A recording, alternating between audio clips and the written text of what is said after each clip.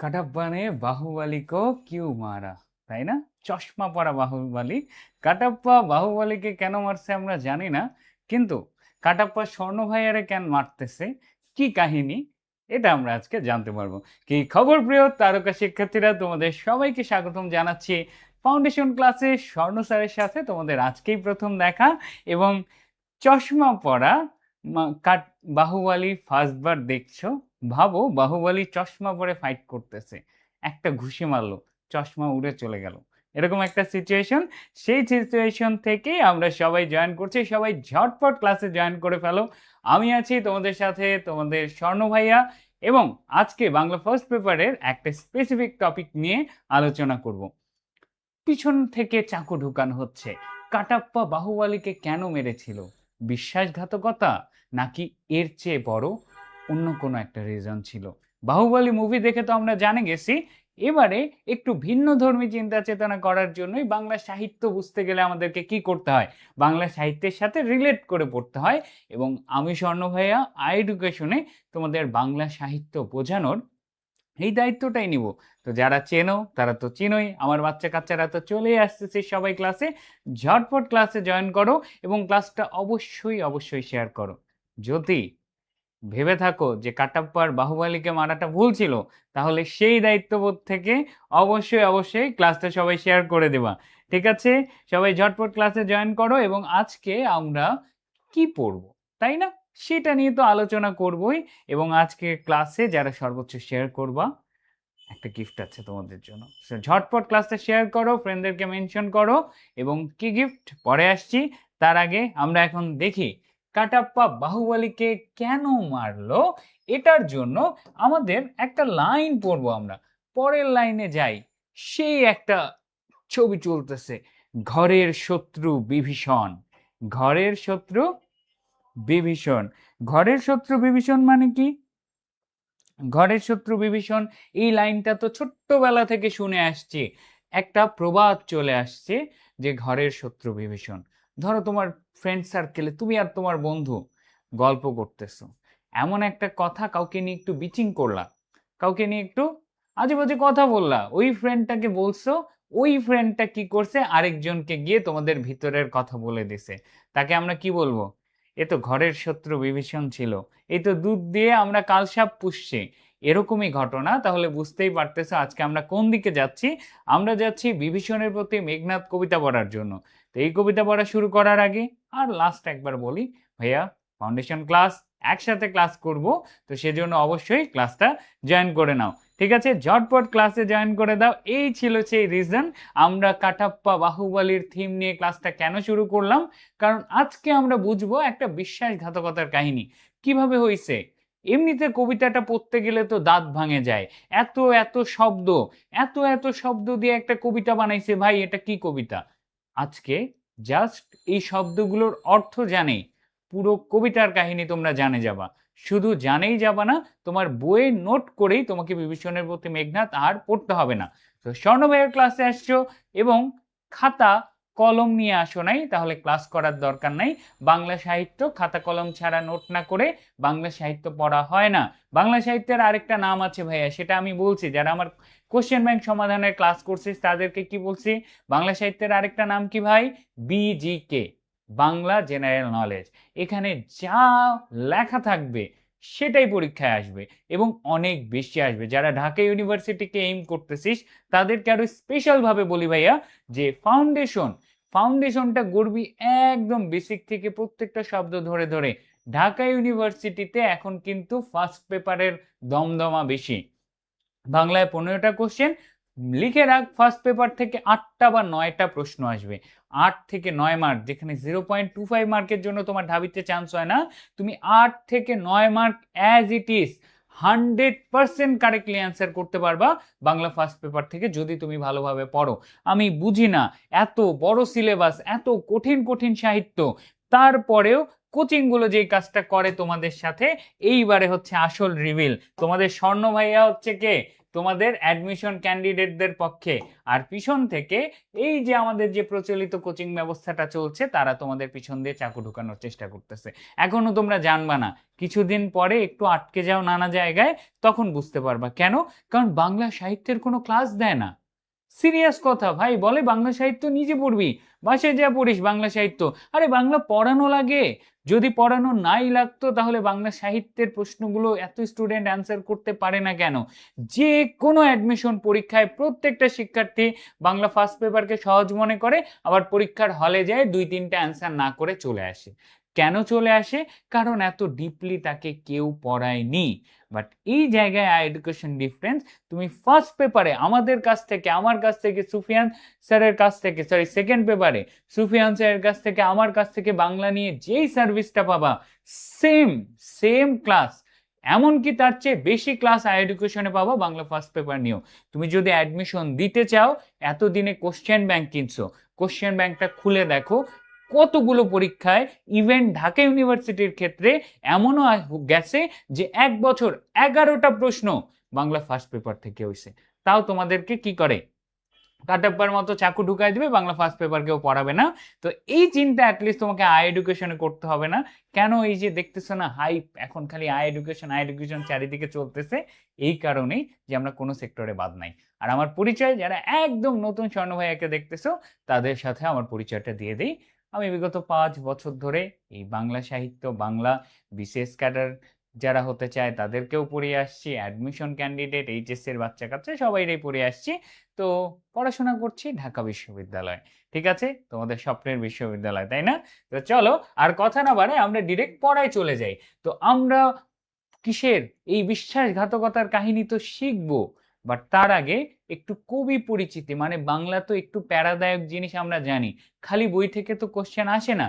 কবি পরিচিতির কিছু পড়া আমরা সহজ টেকনিকে মুখস্থ করে ফেলি। এর পরের স্লাইডে যাওয়ার আগে আমি তোদের কাছে ক্ষমা চেয়ে নিচ্ছি, একটা গালি দিব ক্লাসের মধ্যে। আমি কি করব, তোদেরকে একটা গালি দিব, সো একটু ভাইয়াকে মাফ করে দিস। কিন্তু এই গালিটা দেওয়ার সাথে সাথে গালিটা দিয়েই তোদের মনে থাকে যাবে। এ পর্যন্ত মাইকেল মধুসূদন দত্ত তোমরা বুঝে গেছো। আমরা পড়বো বিভীষণের প্রতি মেঘনাদ। তো বিভীষণের প্রতি মেঘনাদ পড়তে ভাইয়া আমাদেরকে গালি দিবেন কেন? কি আবোল তাবোল কথা বলতেছেন? মাইকেল মধুসূদন দত্তকে নিয়ে তুমি যদি 7 সাল থেকে, যখন সিলেবাসে মধুসূদন দত্ত ছিল, 7 থেকে 18-র কোশ্চেন দেখো, সেখানে তাকে নিয়ে প্রতি বছর কোশ্চেন করতো। এবার 26-এর ফুল সিলেবাস। তো মাইকেল মধুসূদন দত্ত, বঙ্কিমচন্দ্রের মতো এত বড় বড় সাহিত্যিক যারা আছে, তাদের ইনফরমেশন আমাদের অনেক বেশি পড়তে হবে। তো আজকে প্রথম ক্লাস, আমি তোমাদেরকে বিভীষণের প্রতি মেঘনাদই পড়াবো, অন্য কিচ্ছু পড়াবো না। বাট একটু মাইকেল মধুসূদন দত্তকে নিয়ে ইনফরমেশন পড়তে হবে। তো যারা সেকেন্ড টাইমের আছিস, সকালবেলা বিভীষণের প্রতি মেঘনাদ পড়ছিস, যারা সেকেন্ড টাইমের ফাউন্ডেশন ক্লাস করতেছিস, তাদেরকে বলতেছি আরেকবার কর, ফুল রিভিশন হয়ে যাবে, আর জীবনে বিভীষণের প্রতি মেঘনাদ করতে হবে না, ঠিক আছে? ওকে, তো চলো আমরা যেখানে ছিলাম, ঠিক আছে? ওকে, তো ঝটপট খাতা নিয়ে আসেন স্যার। খাতা নিয়ে এসে মাইকেল মধুসূদন দত্তকে নিয়ে আমি আপনাদেরকে একটা গালি দেই। এই গালিটা অবশ্য মেয়েরা বেশি অফেন্ডেড হবে, আপুরা সরি, ঠিক আছে? তো কি সেটা? সেটা এই যে একটা গালি, সেই গালিটার নাম হচ্ছে মেঘনাদ ও তীব্র লেডি বিচ। মেঘনাদ ও তীব্র লেডি বিচ, এটা অনেক জায়গায় ইউজ হয়, এটা অনেকে চিনো তোমরা, অনেকে চিনো না, বাট আজকে চিনে নাও। এখন তো যারা জেনজি আছে তারা তো খুব খুশি হবে, আরে ভাইয়া তো আমাদের স্ল্যাং ইউজ করতেছে, বিচ, আরো কি কি শিট, এই টাইপের কথাবার্তা আমরা বলি। তো এই একটা গালি দিয়ে কি লাভ? এখানে আমরা মাইকেল মধুসূদন দত্তের অনেক কয়েকটা কাব্যগ্রন্থ, যেটা প্রতি বছর অ্যাডমিশনে আসে, একটা গালি দিয়ে মনে রাখতে পারবো। এটা কেমন টিচার? গালি শিখায় না, আমি তোমাদেরকে টেকনিক শেখাই, তো এই টেকনিকটা সহজেই মনে রাখতে পারবা। মেঘনাদ ও তীব্র লেডি বিচ, মেঘনাদ ও তীব্র লেডি বিচ, এখান থেকে কাব্যগ্রন্থের নামগুলো বের করে ফেলি ভাইয়া। মেঘনাদ থেকে আসে মেঘনাদ বধ কাব্য এবং ব্রাকেটে কি মহাকাব্য। খাতা কলম বের করে ফেলেন, টেকনিক লিখে রাখতে হবে, একবার বলবো 2 মিনিট পরে উল্টায় ফেলবা। মেঘনাদ ও তীব্র লেডি বিচ বলবো, রিভিশন দিবি না, বলবি মেঘনাদ লেডি তীব্র বিচ, তাও মনে থাকুক, উল্টাপাল্টা হয়ে যাবে। যাই হোক, তো মেঘনাদ থেকে মেঘনাদ বধ কাব্য, ব্রাকেটে লিখে রাখবা একটা মহাকাব্য। তীব্র থেকে, এই তীব্রটা অবশ্যই রস্বীকার দিয়ে লিখবা, কেননা তি দিয়ে তিলোত্তমা কাব্য, ব্রো দিয়ে ব্রজঙ্গনা কাব্য, লেডি দিয়ে দি ক্যাপটিভ লেডি, বি দিয়ে বীরাঙ্গনা, চ দিয়ে চতুর্দশপদী কবিতা বলি, চতুর্দশপদী কবিতা বলি। 1 2 3 4 5 6, আমরা 6টা কাব্যগ্রন্থের নাম মাইকেল মধুসূদন দত্তের একটা গালি দিয়ে মনে রাখলাম। এই মেঘনাদ ও তীব্র লেডি বিচ কি অবস্থা? মেঘনাদ থেকে মেঘনাদ বধ কাব্য, তারপরে কি তি থেকে তিলোত্তমা, ব্রো থেকে ব্রজঙ্গনা, লেডি থেকে দি ক্যাপটিভ লেডি, বিচ থেকে বীরাঙ্গনা, চ দিয়ে চতুর্দশপদী কবিতা বলি। ঝটপট মুখস্থ হয়ে গেল না? ঝটপট এখন মুখস্থ করে ফেলো, খাতার মধ্যে তুলে ফেলেন স্যাররা। এবং এই যে একটা টেকনিক দিয়ে আমাদের অ্যাটলিস্ট অ্যাডমিশনে মাইকেল মধুসূদন দত্তের অনেক কাব্যগ্রন্থ আছে, এই 6টা কাব্যগ্রন্থের নাম লিখে রাখো। জাহাঙ্গীরনগর, ঢাকা ইউনিভার্সিটি এত টাফ কোশ্চেন করে না, সেটা ঠিক, বাট সাহিত্যে হুট করে তিনি কোশ্চেন দিয়ে দেয়, তো ভরসা করতে পারি না আমার নিজের ভার্সিটিকে। তো সেটা দিয়ে দিলে অন্য ইউনিভার্সিটিও যারা এম দেখো, তো তোমাদেরকে এভাবে তোমাদের বইয়ের বাইরে বাংলা ফার্স্ট পেপারে সাহিত্য অংশের সিলেবাস অসীম, অনেক কিছু পড়তে হবে, আমি হালকা কিছু পড়াচ্ছি। ডান? এখানে ভাইয়ের সাথে আরেকবার মুখস্থ করে ফেল দেখি। মেঘনাদ ও তীব্র লেডি বিচ, মেঘনাদ মেঘনাদ বধ কাব্য, তীব্র টি থেকে তিলোত্তমা, ব্রো থেকে ব্রজঙ্গনা, ঠিক আছে। তারপরে কি? তারপরে হচ্ছে লেডি থেকে দি ক্যাপটিভ লেডি, বি থেকে বীরাঙ্গনা, চ থেকে চতুর্দশপদী কবিতা বলি। মুখস্থ হয়ে গেছে স্যাররা? যদি মুখস্থ হয়ে যায় তাহলে ডান। আর একটু পড়াই মাইকেল মধুসূদন দত্তকে নিয়ে হালকা, আরো প্রেশার দিব, আয় না খালি আইসিইউ ব্যাচে আয়, তোদের পড়াশোনার চাপে রোলার কোস্টারের মধ্যে ঢুকে যাবি।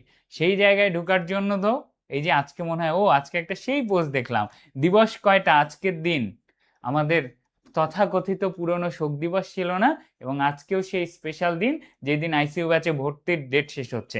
ঝটপট ভর্তি হ, তোদেরকে রোলার কোস্টারে পিষার জন্য আমরা রেডি। কেমনে তোদের ভিতর থেকে পড়া বের করা যায়। তো যাই হোক, আমরা আমাদের মেইন পড়ায় চলে যাই, ঠিক আছে?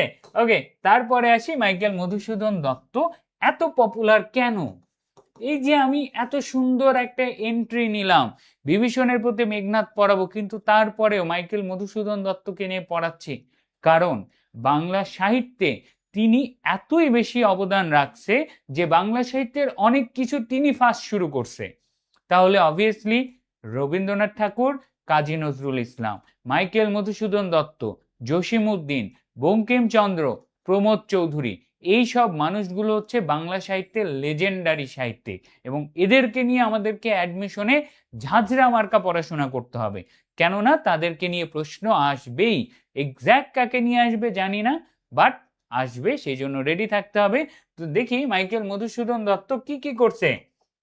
বাংলা সাহিত্যে তিনি প্রথম সার্থক মহাকাব্য রচনা করছে, নাম কি? মেঘনাদ বধ কাব্য। তো 1 নাম্বার জিনিস নোট করে ফেলো, মেঘনাদ বধ কাব্য। বাংলা সাহিত্যে তিনি প্রথম কি রচনা করেছে? বাংলা সাহিত্যের প্রথম সার্থক মহাকাব্য রচনা করেছেন, প্রথম প্রহসন রচনা করেছেন। ইয়েস, আমরা কাজী নজরুল ইসলামকে আমাদের বিদ্রোহী কবিতা বলি না, বাট প্রথম কার কবিতায় বিদ্রোহ প্রকাশ পেয়েছে সেটা কাজী নজরুল না। কেন? মাইকেল মধুসূদন দত্ত তার আগে জন্ম নিছে, তার আগে সাহিত্য রচনা করছে। তো প্রথম বিদ্রোহী কবি যদি বলে সেটা কিন্তু আমাদের কাজী নজরুল ইসলাম না, সেটাকে মাইকেল মধুসূদন দত্ত। তিনি প্রথম নাট্যকার। কেন? কারণ বাংলা সাহিত্যের প্রথম সার্থক নাটকের নাম কি? বাংলা সাহিত্যের প্রথম সার্থক নাটকের নাম হচ্ছে শর্মিষ্ঠা। বাংলা সাহিত্যের প্রথম সার্থক নাটকের নাম কি? শর্মিষ্ঠা। এই শর্মিষ্ঠা নাটক রচনা করেছেন কে? মাইকেল মধুসূদন দত্ত। প্রথম সার্থক ট্র্যাজেডি নাটক লিখেছেন, প্রথম প্রথা বিরোধী লেখক ছিলেন, প্রথম পত্রকাব্য লিখেছেন, আধুনিকতা নিয়ে এসেছেন, আধুনিক নাট্যকার, প্রথম চতুর্দশপদী কবিতাবলী লিখছেন, প্রথম অমিত্রাক্ষর ছন্দ লিখছে, কতগুলো কাজ তিনি প্রথমবার করছেন। এই জন্য মাইকেল মধুসূদন দত্তকে নিয়ে অনেক কিছু জানার আছে, কিন্তু আজকে যদি একেই জানাইতে যাই তোমাদের দ্বারা আর বিভীষণের প্রতি মেঘনাদ পড়া হবে না, এই সাহিত্যেরই 1 ঘন্টার ক্লাস লাগে যাবে। সো একটু ঝটপট এই জিনিসটা নোট করে ফেলো, এবং নোট করা হলে ডান লিখে ফেলো যে ভাইয়া ডান ডান ডান লিখে ফেললে আমরা তারপরে চলে যাব আমাদের মেইন কবিতার অংশে। ঠিক আছে, ওকে, ঝটপট লিখে ফেলো, ঝটপট লিখে ফেলো, ঝটপট ক্লাসে আসো। আর ক্লাস শেয়ার করলে বলছি না, বিভীষণ তোমার সাথে যা করার করুক, কি বলো দেখি, বিভীষণ তোমাদের সাথে যা করার করুক, রিসেন্ট কোচিং সিস্টেম তোমার সাথে যা করার করুক, অ্যাটলিস্ট কি এই বিশ্বাসঘাতকতা স্বর্ণ ভাই আর এডুকেশন তোমাদের সাথে করবে না। ঠিক আছে, ঝটপট ক্লাসে চলে আসেন দেখি স্যারেরা একটু ঝটপট ক্লাসে চলে আসেন, আর ক্লাসটা বেশি বেশি শেয়ার করো। বাচ্চা কাচ্চাই তো নাই ক্লাসে, কি অবস্থা? ওকে, ঠিক আছে, ঝটপট ঝটপট। আরে ফাউন্ডেশন ক্লাস, তোমাদেরকে জাস্ট আইডিয়া দিচ্ছি তোমাদের কত ডিপে পড়তে হবে। এখন এতগুলো পড়াইতে গেলে অর্ধেক বাচ্চা দৌড়ে পালায় যাবে। আরে ভাই এত পড়ায় এরা, এরা বেশিই পড়ায়। এখন বেশি না পড়লে ভাই অ্যাডমিশনে কেউ চান্স পায় না। ওই তুই যদি কমন সিস্টেমের হইস, যে কমন দেন, সাজেশন দেন, পড়লেই ঢাবি, তাইলে হবে না ভাই। আমি চান্স পাই নাই, আমার 14 গোষ্ঠীকে আমার লাইফে দেখা কোনো পোলা পাইন ওই তোর সাজেশন আর চটি বই দেখে চান্স পায় নাই। এই চান্স পাইলে বলা যায় যে আরে আমি তো পড়ি নাই, কিন্তু ওই বেটা জানে যে ওই পড়ার জন্য দিনরাত কি পরিমাণে কষ্ট করছে। যে ঢাবিতে চান্স পাইছে সে ভিতর থেকে জানে, বাট বাইরে তো দেখাবে না। চান্স পাইলে একটু উড়নচণ্ডী ভাব থাকে না, আরে আমি তো পড়ি নাই, অল্প একটু পড়ছি, আমি সাজেশন দেখে যাবে, হয়ে যাবে, কিন্তু সে জানে সে কতটা খাটছে। তো এই বাস্তবতাটা মনে রাখবা। ঠিক আছে, তোলা শেষ, সবার ডান। তো চলো আমরা ডিরেক্ট কবিতায় চলে যাই। এখন বিভীষণের প্রতি মেঘনাদ কবিতা পড়তে গেলে আমি কি বলছি, জাস্ট একটা জিনিস লাগবে, সেটা হচ্ছে শব্দার্থ।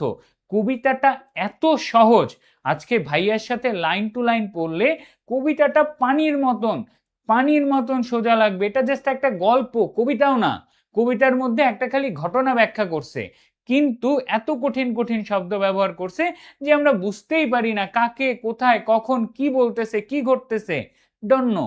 বাট এখন তুমি জানবা, কেননা আমি খাতাটা নোট করো, আগেই কবিতায় কি কি কোথায় কেমন ভাবে আছে সব জানাই দেব।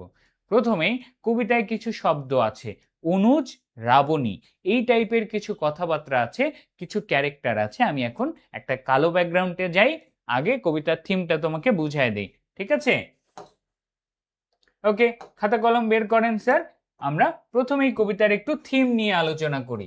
ঠিক আছে, সবাই নোট করে লেখেন থিম। তো এই যে আমাদের বিভীষণের প্রতি মেঘনাদ কবিতাটা আছে, আমাদের কি বিভীষণের প্রতি এই যে মেঘনাদ কবিতাটা আছে, এই কবিতাটা কি নিয়ে? এটি হচ্ছে রামায়ণের ঘটনার ভিন্ন ধর্মী ব্যাখ্যা। রামায়ণে আমরা কি দেখি, রামায়ণের কাহিনী তো আমরা ছোট্টবেলা থেকে জানছি, না জানলে জেনে রাখি যে রাম আর সীতা, তাকে রাবণ কি অপহরণ করে নেয়। এই যে ঘটনা, এই ঘটনার একটা পার্ট হচ্ছে রাবণের ছেলে মেঘনাদকে লক্ষণ অন্যায় যুদ্ধে হত্যা করে। এই ঘটনাটা নিয়েই আমাদের বিভীষণের প্রতি মেঘনাদ। বাট রামায়ণ পড়লে আমরা বিভীষণ, রাবণ সবাইকে ভিলেন হিসেবে দেখি, বাট মেঘনাদ বধ কাব্যে আমাদের হিরোকে জানো, মেঘনাদ, ভিলেনকেই হিরো বানায় দিছে মাইকেল মধুসূদন দত্ত। তাই এটা কি বলো দেখি, রামায়ণের ঘটনার একটা ভিন্ন ধর্মী ব্যাখ্যা, যেখানে আমরা কি, যেখানে ধর্মের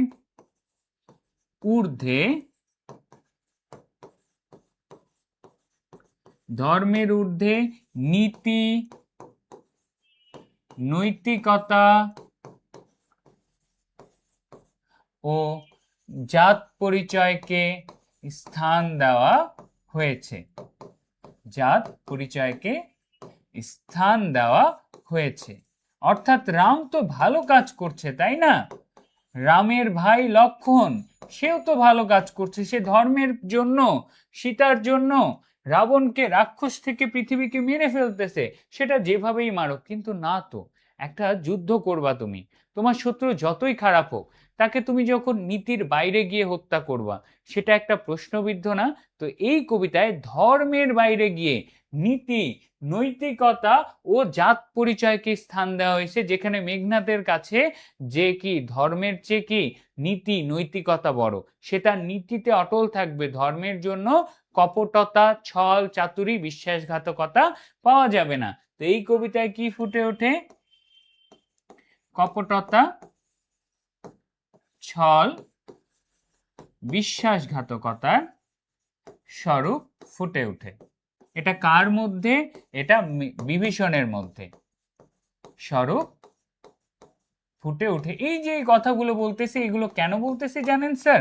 কারণ এই কথাগুলোই আপনার অনুধাবনমূলক কোশ্চেন অ্যাডমিশনে দেখবেন। বিজিকের একটা স্পেশালিটি আছে, এটা আবার আইকিউ। এটাকে কি বলবো বলো দেখি? বিআইকিউ, বাংলা আইকিউ। কেন? কারণ জিকেতে কি হয়, ডিরেক্ট মুখস্থ করে, আইকিউতে একটু মাথা খাটাইতে হয়। সেম ভাবে বিআইকিউ, বাংলা আইকিউ, তুমি যা বুঝছো এখানে কি কি থিম আছে সেটা নিয়ে একটু আলোচনা করতে হবে। কপটতা, ছল, বিশ্বাসঘাতকতার স্বরূপ ফুটে ওঠে, এবং কি এখানে হতাশা, আকুতি, অপমান,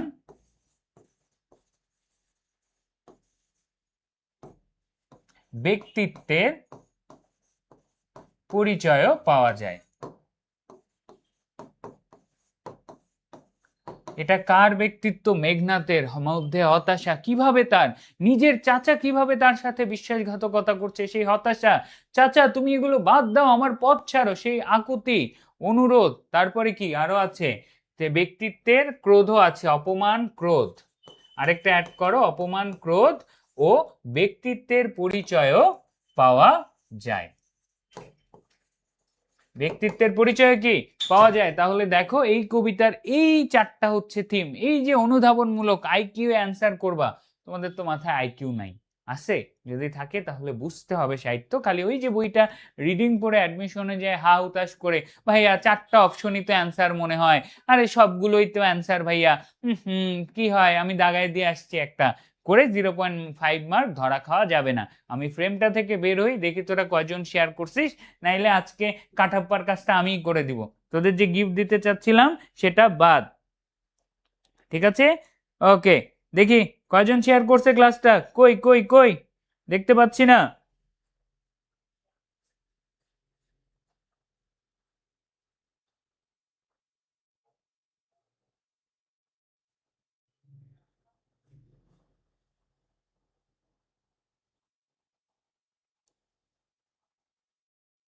ঠিক আছে, ওকে, ডান ডান ডান ডান। তোলা হইলে সবাই কমেন্টে ডি লিখে ফেলো, কমেন্টে ডি হয়ে ফেলো। এমন করে বলিয়েন না ভাইয়া, আচ্ছা বলবো না, ঠিক আছে। আর এখানে এই গল্পটা যারা হিন্দু ধর্মাবলম্বী আছো তারা খুব সহজে রিলেট করতে পারবা, কারণ তারা রামায়ণের গল্প জানে। আমরা মুসলিমরাও ছোটবেলা থেকে রামায়ণ দেখে আসছি, তাই না? বাট মুভিতে দেখছি, টিভিতে দেখছি, খুবই পপুলার ছিল, যুদ্ধের কাহিনী, ছোটবেলায় দেখতে মজা লাগতো না? আজকে আবার সেই কাহিনীটা একটু রিকল করে খুব সিম্পল ভাবে বুঝাই দেব। ওকে, ডান? ওকে, ডান। তো আমরা মানসিক দক্ষতা, আইকিউ এর টেস্টটা আমাদের ডান করে ফেললাম। এবারে আসি গল্পটার কাহিনী নিয়ে। ঠিক আছে, তাহলে এই নোটটা হবে কি? কাহিনীর, ডিরেক্ট চরিত্রই নোট করি। ঠিক আছে, চরিত্রের নোটটা হবে। এবং আবারও বলছি, আমার মা আমার হাতের লেখা দেখে আমাকে ডাক্তার বানাইতে চাইছিল। আমিও ছিলাম সায়েন্স ব্যাকগ্রাউন্ডে, ভয়ে মেডিকেলে পরীক্ষা দিতে যাই নাই। আমার এইচএসসি সায়েন্সের ছিল। ভাই সায়েন্সের টিচার কেমনে বাংলা পড়ায়, সে অনেক বড় কাহিনী, কোনো একদিন জানাবো তোদেরকে। ঠিক আছে? কেন? যাই হোক, বাংলা পড়াই, মেলা অনেক দিন থেকেই পড়াই, হুট করে সায়েন্সের টিচার বাংলায় আসি নাই। তো যাই হোক, সেই কাহিনী কোনো একদিন হবে। যেই জায়গায় ছিলাম সেই জায়গায় মনোযোগ দিয়ে যে হাতের লেখা স্পষ্ট করে লিখতেছি, আই হোপ বুঝতে পারবি। কিন্তু ওই যে বললাম, হাতের লেখা দেখে মা ডাক্তার বানাইতে চাইছে, ডাক্তার হই নাই, সেই জায়গায় তোদের বাংলা টিচার হয়ে গেছিস, তো একটু দেখে নিস। ওকে, ঠিক আছে। তো চল চরিত্র অংশে যাই।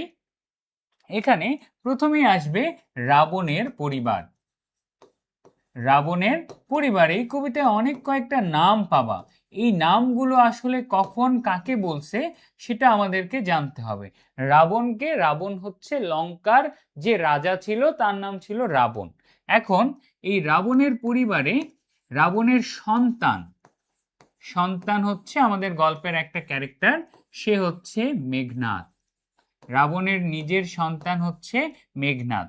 তারপরে আমরা পাবো রাবণের মাকে, রাবণের মা হচ্ছে কে বলো দেখি, নিকষা, নিকষা সতী, রাবণের মাকে নিকষা। তারপর রাবণরা তিন ভাই, ঠিক আছে, রাবণরা কয় ভাই, তিন ভাই, রাবণের ভাই কত, তিন ভাই, ভাই তিনজন, রাবণ বড় বা জ্যেষ্ঠ সন্তান, ঠিক আছে। তারপরে বাকি দুইজনকে, মেজ ভাই, মেজ ভাইকে নাম হচ্ছে কুম্ভকর্ণ, মেজ ভাইয়ের নাম কুম্ভকর্ণ। এবং কুম্ভকর্ণকে নামটা শুনলেই একটা শব্দ মুখস্থ করবা ব্রাকেট দিয়ে, শুলি শম্ভু নিব, শুলি শম্ভু নিব। কাকে, মেজ ভাইয়ের নাম হচ্ছে কুম্ভকর্ণ এবং তার নামটা পড়লেই মাথায় রাখতে হবে একটা শব্দ, শুলি শম্ভুনিব। শুলি শম্ভুনিব কাকে বলা হয়, কুম্ভকর্ণকে বলা হয়।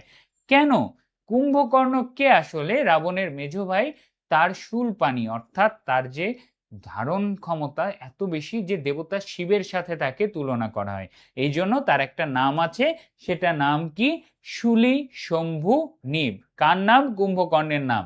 এটা একসাথে মুখস্থ রাখতে হবে, কুম্ভকর্ণ বললেই সে কি, শুলি শম্ভু নিব, ঠিক আছে।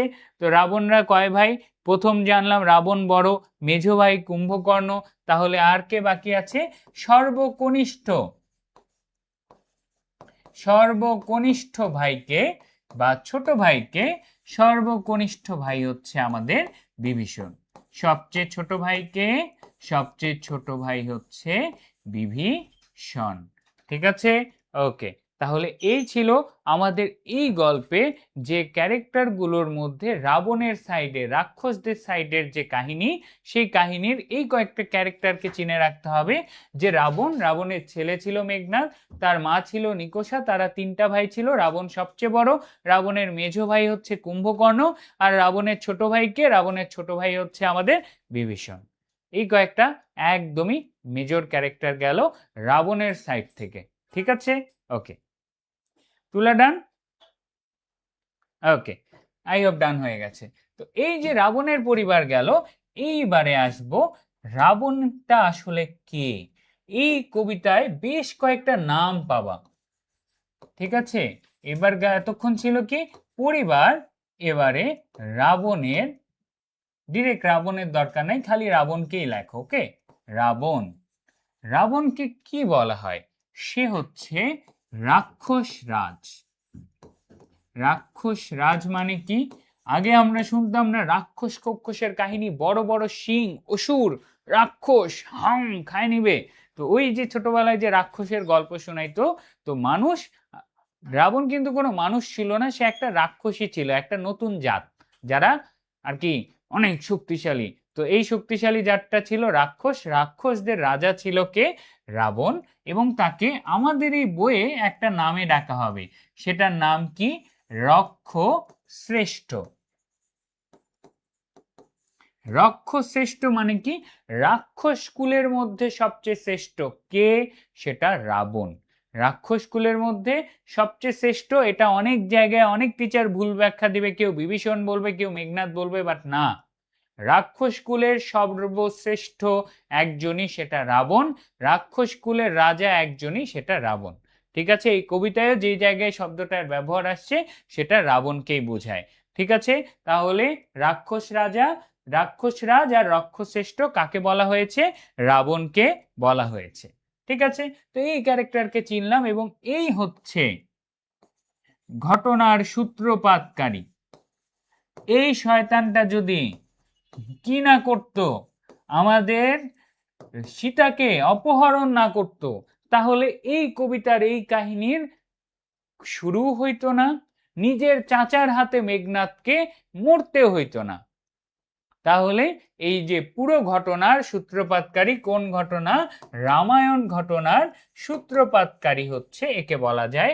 এ যখন মেইন কাহিনী শুরু হয়, এ যখন সীতাকে অপহরণ করে নিয়ে যায়, তারপরই তো যুদ্ধ, এত হানাহানি শুরু। ঠিক আছে, ওকে। তো এই জায়গায় ঘটনার সূত্রপাতকারী সে রামায়ণের সূত্রপাত করে দেয়। এই রাবণের কারণেই কি চলে যায়, নিজের ভাই তার বিপরীতে চলে যায়। কেন যায় আমরা জানবো। ঠিক আছে, তাহলে এই রাবণ ক্যারেক্টারকে আমরা চিনে ফেললাম। এখন কি অনেকে একটু ট্যালেন্টেড বাচ্চা কাচ্চা আছে, বলতো ভাইয়া আমি তো ছোট্টবেলা থেকে টিভিতে রামায়ণ দেখছি, আমার এগুলো তো লাগে না, এগুলো কি বাচ্চার মতো পড়াচ্ছে না, একটু কঠিন পড়ান না। না, একটু ধৈর্য করে পড়ো। আমি অনেক আসতে পড়াই, কারণ সাহিত্য বোঝার জিনিস। সাইকেল চালায়, ট্রেন চালায়, আসলে সাহিত্য হয় না। তো একটু আসতে পড়াই, কেন পড়াই, এই কারণেই যে সবার মধ্যেই যাক না, তুমি একটু বেশি ভালো মনে থাকবে তোমার, ইনশাল্লাহ। সো সে স্পিডটা একটু মেনটেন করো। আমি জোরে পড়াইতে চাই না, কেন, কারণ অ্যাটলিস্ট আমার ক্লাস যে করবে সে যেন সেই দিন সেই পড়াটা বুঝে যায়, এটা স্বর্ণ ভাইয়ের ডেডিকেশন। ঠিক আছে, ওকে। তারপরে চলে আসো, আমাদের রাবণ গেল, এইবারে পাবো মেঘনাদ। ভাই এর নামের শেষ নাই। এই কবিতায় যতগুলো কঠিন কঠিন নাম আছে, কঠিন কঠিন শব্দ আছে, আমরা যেগুলো পারি না, সব কার নাম, সব হচ্ছে আমাদের মেঘনাদ দাদার নাম। মেঘনাদ দাদাকে আগেই আমরা দাদা বলে ফেললাম। ও মেঘনাদ দাদা, আপনার নাম কি? প্রথমেই তার পরিচয়, রাবণের পুত্র। বিভীষণ তার চাচা, বিভীষণ তার তাত। তাত শব্দটার অর্থ এখানে আমরা জেনে যাব। তাত শব্দের অর্থ হচ্ছে চাচা। আর সে নিজে কি? ভ্রাতুষ্পুত্র শব্দের অর্থ কি? ভ্রাতৃ শব্দের অর্থ ভাই, ভ্রাতুষ্পুত্র অর্থ ভাইয়ের ছেলে। রাইট? তাহলে কি হবে বলো দেখি? বিভীষণ তার তাত বা চাচা, এবং বিভীষণের ভ্রাতুষ্পুত্র হচ্ছে মেঘনাদ। এটা লিখলাম না, এটা তোরা পারবি। ভাইয়ের ছেলে, ভ্রাতুষ্পুত্র, এই জিনিসটা মাথায় থাকবে না, গেঁথে ফেল। এই এত এত বাচ্চার মতো পড়াইতে পারবো না, ঠিক আছে? তারপরে আয়, রাবণের পুত্র, বিভীষণ তার তাত বা চাচা, তারপরে ভাই। আসলেই রাক্ষসদের মধ্যে শ্রেষ্ঠ রাবণ, সবচেয়ে শক্তিশালী কে? মেঘনাদ। ইভেন রাবণের চেয়ে শক্তিশালী। অনেক পুরাণে পাওয়া যায় যে মেঘনাদ রাবণের চেয়ে শক্তিশালী ছিল, তাকে হারানো অসম্ভব ছিল। কেন অসম্ভব সেটাও আমরা জানবো, একটু পরে যাব, সব জানবো। ঠিক আছে, তো এই যে আমাদের মেঘনাদ এত পাওয়ারফুল, এই জন্য এর নামগুলো সেরকম। প্রথমেই আসে অরিন্দম। অরিন্দম শব্দের অর্থ কি? অরিন্দম বলা হয় কাকে? মেঘনাদকে। অরিন্দম বলা হয় কাকে? মেঘনাদকে। এই অরিন্দম শব্দ দ্বারা কি বোঝায়? যে শত্রুকে দমন করে, যে শত্রুকে দমন করে। তাহলে ভাইয়া, যে শত্রুকে দমন করে অরিন্দম, এই যে অরি শব্দটা আছে, এই অরি শব্দের অর্থ হচ্ছে শত্রু। এটাও ব্র্যাকেটে লিখে নেন। তাহলে মেঘনাদ বধ কাব্যে যখন তুমি দেখবা অরিন্দম বলছে কেউ কাউকে, কাকে বলতেছে? মেঘনাদকে। অরিন্দম নামটা কার? মেঘনাথের। এখানেই শেষ নয়, আরো দুইটা নাম আছে মেঘনাথের, আমরা তুলি। খালি আরো দুইটা না, আরো অসংখ্য নাম পাবা। এই পর্যন্ত তোলা ডান, আমি পরের অংশে যাই। ঠিক আছে, ওকে।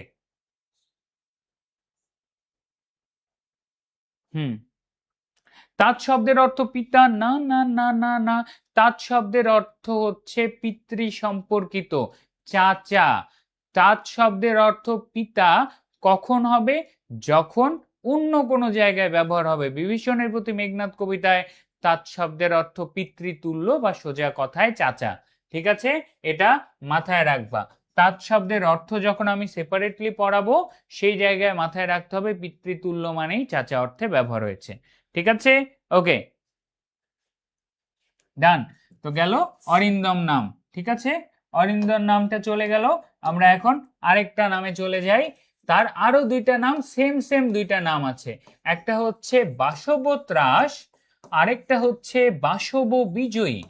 বাসবত্রাস, বাসব বিজয়ী, এগুলো কাকে বলা হচ্ছে? আমাদের মেঘনাদকে বলা হচ্ছে। কেন বলা হচ্ছে ভাইয়া? তো দেখো বাসব ও ত্রাস এগুলো সবগুলোর কারণ সে সে বাসব বা ইন্দ্রকে হারিয়েছে, ইন্দ্রকে যুদ্ধে পরাজিত করছে, এই জন্য তাকে এই দুইটা নামে ডাকা হয়। বাসব ত্রাস, বাসব বিজয়ী কার নাম? আমাদের নোটটাই কাকে নিয়ে? মেঘনাদকে নিয়ে। তাহলে আমরা জানি এটা কার নাম? মেঘনাদের নাম। তো মেঘনাদ হচ্ছে বাসব ত্রাস, বাসব বিজয়ী, এই দুটো শব্দের অর্থ একই, যে সে কাকে? বাসবকে বা দেবতাদের রাজা ইন্দ্রকে, ইন্দ্রের পাশেও লিখে রাখো দেবতাদের রাজা, সে কাদের রাজা? দেবতাদের রাজা ইন্দ্রকে যুদ্ধে পরাজিত করেছে বলে তাকে এই নামটা দেওয়া হয়েছে, বাসব ত্রাস, বাসব বিজয়ী। তারপরে এখানেই শেষ না, তার চাচা আবার তাকে একটা নামে ডাকে, সেই নামটা হচ্ছে ধীমান। ধীমান অর্থ জ্ঞানী, ধীমান অর্থ জ্ঞানী। তাহলে এই যে কবিতায় কাকে ধীমান বলা হয়েছে, সেটাও আমাদের মেঘনাদকে। কতগুলা নামে ডাকছে, এই যে কঠিন কঠিন শব্দ, এই জন্য কবিতা বললে বুঝতে পারি না কার কথা বলছে। কবিতায় একবারও মেঘনাদের নাম ধরে ডাকে নাই, এই জন্যই কবিতাটা তো বুঝতে পারি না যে কার সাথে ফাইট ফাইট করতেছে। কহিল অরিন্দম কি কহিল রুশিয়া উঠিল বাসবত্রাস, অর্থাৎ মেঘনাথের নিজের নামে ডাকেই নাই, এই জন্য তো কবিতাটা বোঝা যায় না কার ব্যাপারে কি হুটহাট বলতেছে, তাই না? এখন চিনতে পারতেছো এই কবিতায় বাসব ত্রাস, বাসব বিজয়ী, অরিন্দম, ধীমান এগুলো কে? মেঘনাথ নিজে। আরো নাম আছে, তার আরেকটা নাম কি? রাবণী। আরেকটা নাম কি তার? রাবণী। হ্যাঁ ভাইয়া, রাবণী মানে কি? ওই যে আগে লিখছি না রাবণের সন্তান, এটাই হচ্ছে রাবণী। আরো একটা নাম আছে, কি বলো দেখি? রাবণ আত্মজে। সেম জিনিস, আত্মজে অর্থ কি? রক্তের সম্পর্কে, অর্থাৎ সেম, রাবণের সন্তান। তো এই যে রাবণী, অর্থাৎ তুমি যখন তৎকালীন শব্দে যে কোনো শব্দের শেষে ই যোগ করে দিলে সেটা তার কি? নিজের ওরস থেকে আসা বা নিজের সন্তান বোঝাতো। তো এই রাবণী দ্বারা আমরা যেরকম বানাই দিই না, স্বর্ণ ভাইয়া ক্লাস নিচ্ছে, তোরা কি বানাই দিবি? রূপা নাইলে স্বর্ণা, আকার যোগ করে দিয়ে বইয়ের নাম বানাই দিলি, বা কারো নামের শেষে রস্বীকার বানাই দিয়ে তার বইয়ের নাম বানাই দিস, তাই না? তো ওই রকম এখানে চলে না, এই জায়গায় ই দ্বারা বোঝায় নিজের সন্তান। এবং এই যে যখন রাবণী বলা হয়, এই রাবণী দ্বারা মেঘনাদকেই বোঝানো হয় রাবণের সন্তান। রাবণ আত্মজে, এটা দ্বারাও সেম জিনিসই বোঝানো হয় রাবণের সন্তান। খালি কঠিন কঠিন শব্দ ব্যবহার করে তোদের মাথার চুলগুলা ছিঁড়ার একটু প্ল্যান করছে। একটু কঠিন সাহিত্য না বানাইলে তোরা পড়বি কেন, তাই না? ডিরেক্ট তো মুখস্থ হয়ে যাবে। তো এই ছিল আমাদের পুরো কবিতায় যে কঠিন কঠিন শব্দ, এগুলো মেঘনাদকে নিয়ে যেগুলো বলতো, এগুলো আমরা তুলে ফেলছি। নোট করা হয়ে গেলে কমেন্টে ঝটপট ডান লিখে ফেলেন স্যার, ঠিক আছে? ওকে। রাবণী মানে রাবণের ফিমেল ভার্সন, নাস্তাক ফিরুল্লাহ, না না, রাবণী মানে ওই অর্থ না ভাই, রাবণী মানে রাবণের সন্তান মেঘনাদ, ঠিক আছে? ওকে আবার রাবণী অন্য কাউকে, রাবণের গার্লফ্রেন্ডকে রাবণী বানায় দিস না, না না, ঠিক আছে? ওকে। এই ক্লাসে কোনো স্বর্ণা থাকলে ওরা আবার পচানো শুরু করিস না ভাই, আমি দেখছি আমার ক্লাসে এরকম পড়ে, এইচএসসি 27 ব্যাচে পড়াইতে গেছে, ওখানেও একটা স্বর্ণা আছে, ঠিক আছে? তো এই এই উদাহরণ দিলাম, আবার ওরে কেউ স্বর্ণা নামে কেউ ক্লাস থাকলে ওরে পচানো শুরু করিস না, ঠিক আছে? ওকে, তো চলেন আমাদের মেঘনাদকে নিয়ে পড়া শেষ, এবারে আসবো আমাদের আরেকটা মেইন ক্যারেক্টার, সে হচ্ছে বিভীষণ। আসল কাটাপ্পা, যে স্বর্ণ ভাইয়াকে অলরেডি চাকু ঢুকায় মারে ফেলছিল, স্বর্ণ ভাইয়া আবার ঘুরে আসছে, তাই না? কামব্যাক দিছে। তোদেরকেও তো ডিউ আইসিইউ ব্যাচে আসে কামব্যাক দেওয়া লাগবে নাকি? তো এই যে বিভীষণের অংশে আসলাম, তো বিভীষণের অংশে আসলে বিভীষণের প্রথম পরিচয় ওই তো রাবণের ভাই, ভ্রাতুষ্পুত্র মেঘনাদ, অর্থাৎ ভাতিজা।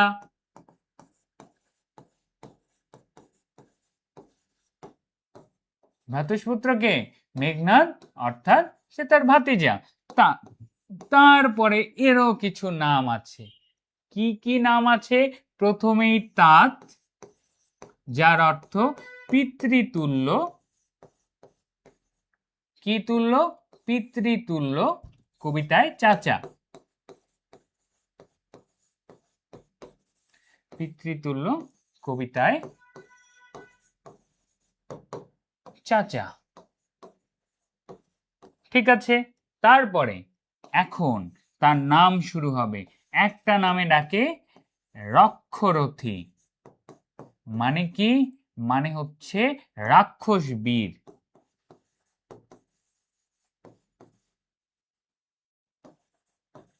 রক্ষরথী বা রাক্ষস বীর বলা হয়। তারপর শুধু তাকে রথী এটাও বলা হয়, ওই সেম অর্থে ব্যবহার হয়। তাহলে কি কি নাম তাকে বললো? সে রাবণের ভাই পরিচয়, ভ্রাতুষ্পুত্র অর্থাৎ তার ভাতিজা মেঘনাদ। তারপর তাকে তাত বলা হয়। সে কি? তাকে তাত নামেও ডাকা হয়। সে পিতৃতুল্য বা চাচা হচ্ছে কার? মেঘনাদের।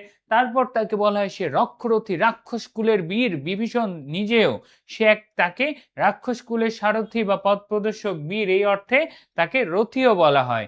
রক্ষরথী, রথী, এই শব্দগুলো কার জন্য? আমাদের বিভীষণ স্যারের জন্য। এখানেই শেষ নয়, আরো আছে, ঝটপট তুলে ফেলেন। ঠিক আছে, ওকে।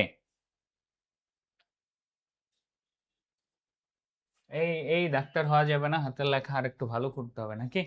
ঠিক আছে, হ্যাঁ আরো নাম আছে। ওয়েট, আমি তো শেষ করি নাই, তোরা তুল, নামের শেষ নাই, নাম অনেকগুলো আছে। ডান। তারপরে চলে আসি আরো নাম বিভীষণের। তুলে ফেলছিস আই গেস, ডান লিখে ফেলছে অনেকে, এই জন্য কাটে দিলাম। সো বিভীষণের আরো নাম কি আছে? আরো নাম আছে হচ্ছে সে কি? রাবণানুজ। এই আল্লাহ, এটা কি নাম ভাইয়া দিলেন? কি বলেন দেখি? রাবণানুজ। অনুজ শব্দের অর্থটা জেনে রাখো, সহোদর। অনুজ শব্দের অর্থ কি? সহোদর। মেইনলি ছোট অর্থে ব্যবহার হয়। ঠিক আছে, পাশে ব্র্যাকেটে এই শব্দটা লিখে রাখো। ছোট অর্থে সহোদর, ছোট ভাই অর্থে অনুজ ব্যবহার করা হয়। অনুজ দ্বারা বোঝায় ছোট ভাই। তাহলে ঠিক আছে, রাবণানুজ মানে কি? সে রাবণের ছোট ভাই, এই অর্থে তাকে রাবণানুজও বলা হয়। তারপরে জ্ঞান ও প্রজ্ঞায় বিভীষণ কিন্তু খুবই পপুলার ছিল। রাক্ষস কুলে বিভীষণ শিক্ষার জন্য খুবই পপুলার। এই জন্য তাকে কিন্তু আমাদের মেঘনাদ বিজ্ঞতম বলেছে। তাহলে এই কবিতায় বিজ্ঞতম কাকে বলা হয়েছে? সেটাও কিন্তু আমাদের বিভীষণকে। এবারে বিভীষণ নিজেকেও একটা জিনিস বলছে, সে তো ধর্মের পথে চলে গেছে। রামের জন্য, রাবণের জন্য সে নিজের উপর কোনো পাপ নিয়ে আসতে চায় না। এই জন্য সে নিজেকে আরেকটা নাম বলে, সেটা হচ্ছে রাঘব দাস। সে নিজেকে আরেকটা নাম কি বলে? রাঘব দাস। অর্থাৎ রাঘব শব্দের অর্থ রঘুকুলের শ্রেষ্ঠ রাম। রঘুকুল মানে রঘু বংশের শ্রেষ্ঠ রামের দাস। রামের দাস হিসেবে সে নিজেকে পরিচয় দেয়। রাঘব দাস। সে রাক্ষস হয়েও একজন মানুষ। রাম, এবং আমরা জানি হিন্দু ধর্ম অনুযায়ী রাম আসলে হিন্দু ধর্মের একজন দেবতা। দেবতার নাম কি? দেবতার নাম হচ্ছে বিষ্ণু। তার অবতার হিসেবে আসেন। তো এই যে ওই মানুষের আন্ডারে চলে যায় একটা রাক্ষসের শ্রেষ্ঠ একজন যোদ্ধা। তো এটা নিয়ে এই কবিতায় অনেক কাহিনী হবে, এবং এক পর্যায়ে আমাদের কি বলবে? নিজেকে রাঘব দাস বলবে কে? বিভীষণ। ঠিক আছে, আবারও বলছি, স্বর্ণ ভাইয়ার ক্লাস মানেই ধৈর্য। বাংলা সাহিত্য বুঝে বুঝে পড়তে হবে, রসকস একটু কম, কিন্তু কি বুঝতে পারলে অ্যান্সার করা পানি পানি। জিকের মতো এত ঠাড়া মুখস্থ করতে হয় না। রিলেটেড জিনিস মুভি দেখলে যেরকম প্রত্যেকটা ক্যারেক্টার মনে থাকে, সেম ভাবে ভাইয়ার সাথে এ টু জেড পড়বা, একদম প্রত্যেকটা ক্যারেক্টার মাথায় গেঁথে যাবে। ঠিক আছে, ওকে, ঠিক আছে, ওকে। না না, বীর কেশরী বলা হয়নি। মৃগেন্দ্র কেশরী, এটা তার ব্যাপারে বলা হয়নি। হয়নি স্যার। এগুলো তার ব্যাপারে বলা হয়নি, এগুলো উপমা ব্যবহার করছিল। ডিরেক্ট কাকে বলেনি? ডিরেক্ট হচ্ছে আমাদের মেঘনাদকে বলে, আমাদের বিভীষণকে বলে নাই। কেননা এটা আমরা কবিতা পড়লে জানতে পারবো। ঠিক আছে, ওকে। তাহলে রাঘব দাস, ক্লিয়ার? ওকে, তাহলে আমরা বিভীষণের এই কয়টা নাম জানলাম। এই গল্পে আর একটা বড় ক্যারেক্টার আছে, সেটা হচ্ছে লক্ষণ। যতগুলা গালি দেওয়ার আছে মেঘনাদ একটাও বাদ দেয় নাই, যতগুলো গালি দেওয়ার আছে সব গালি দিছে এই ব্যাটারে। সে কে? সে হচ্ছে রামের ছোট ভাই। সে কি? রামের ছোট ভাই। সে কি? রামের ছোট ভাই। অর্থাৎ আমরা জানি ছোট ভাই নামে কি? রামানুজ, রামের ছোট ভাই। তারপরে তার আরেকটা নাম কি? তারপরে হচ্ছে সৌমিত্রী। ওই যে সেম সৌমিত্রের ঔরসে সে জন্মগ্রহণ করেছে, অর্থাৎ সৌমিত্রীর সন্তান। সে সৌমিত্রীর সন্তান, অর্থাৎ তার মাতার পরিচয় দিছে, খুব মাতার কুসন্তান বলছে তাকে। এটা তো এমনি জানবো। তারপরে আসো, আর কি বলা হয়? আরো তাকে বলা হয় তস্কর। তস্কর শব্দের অর্থ কি? চোর।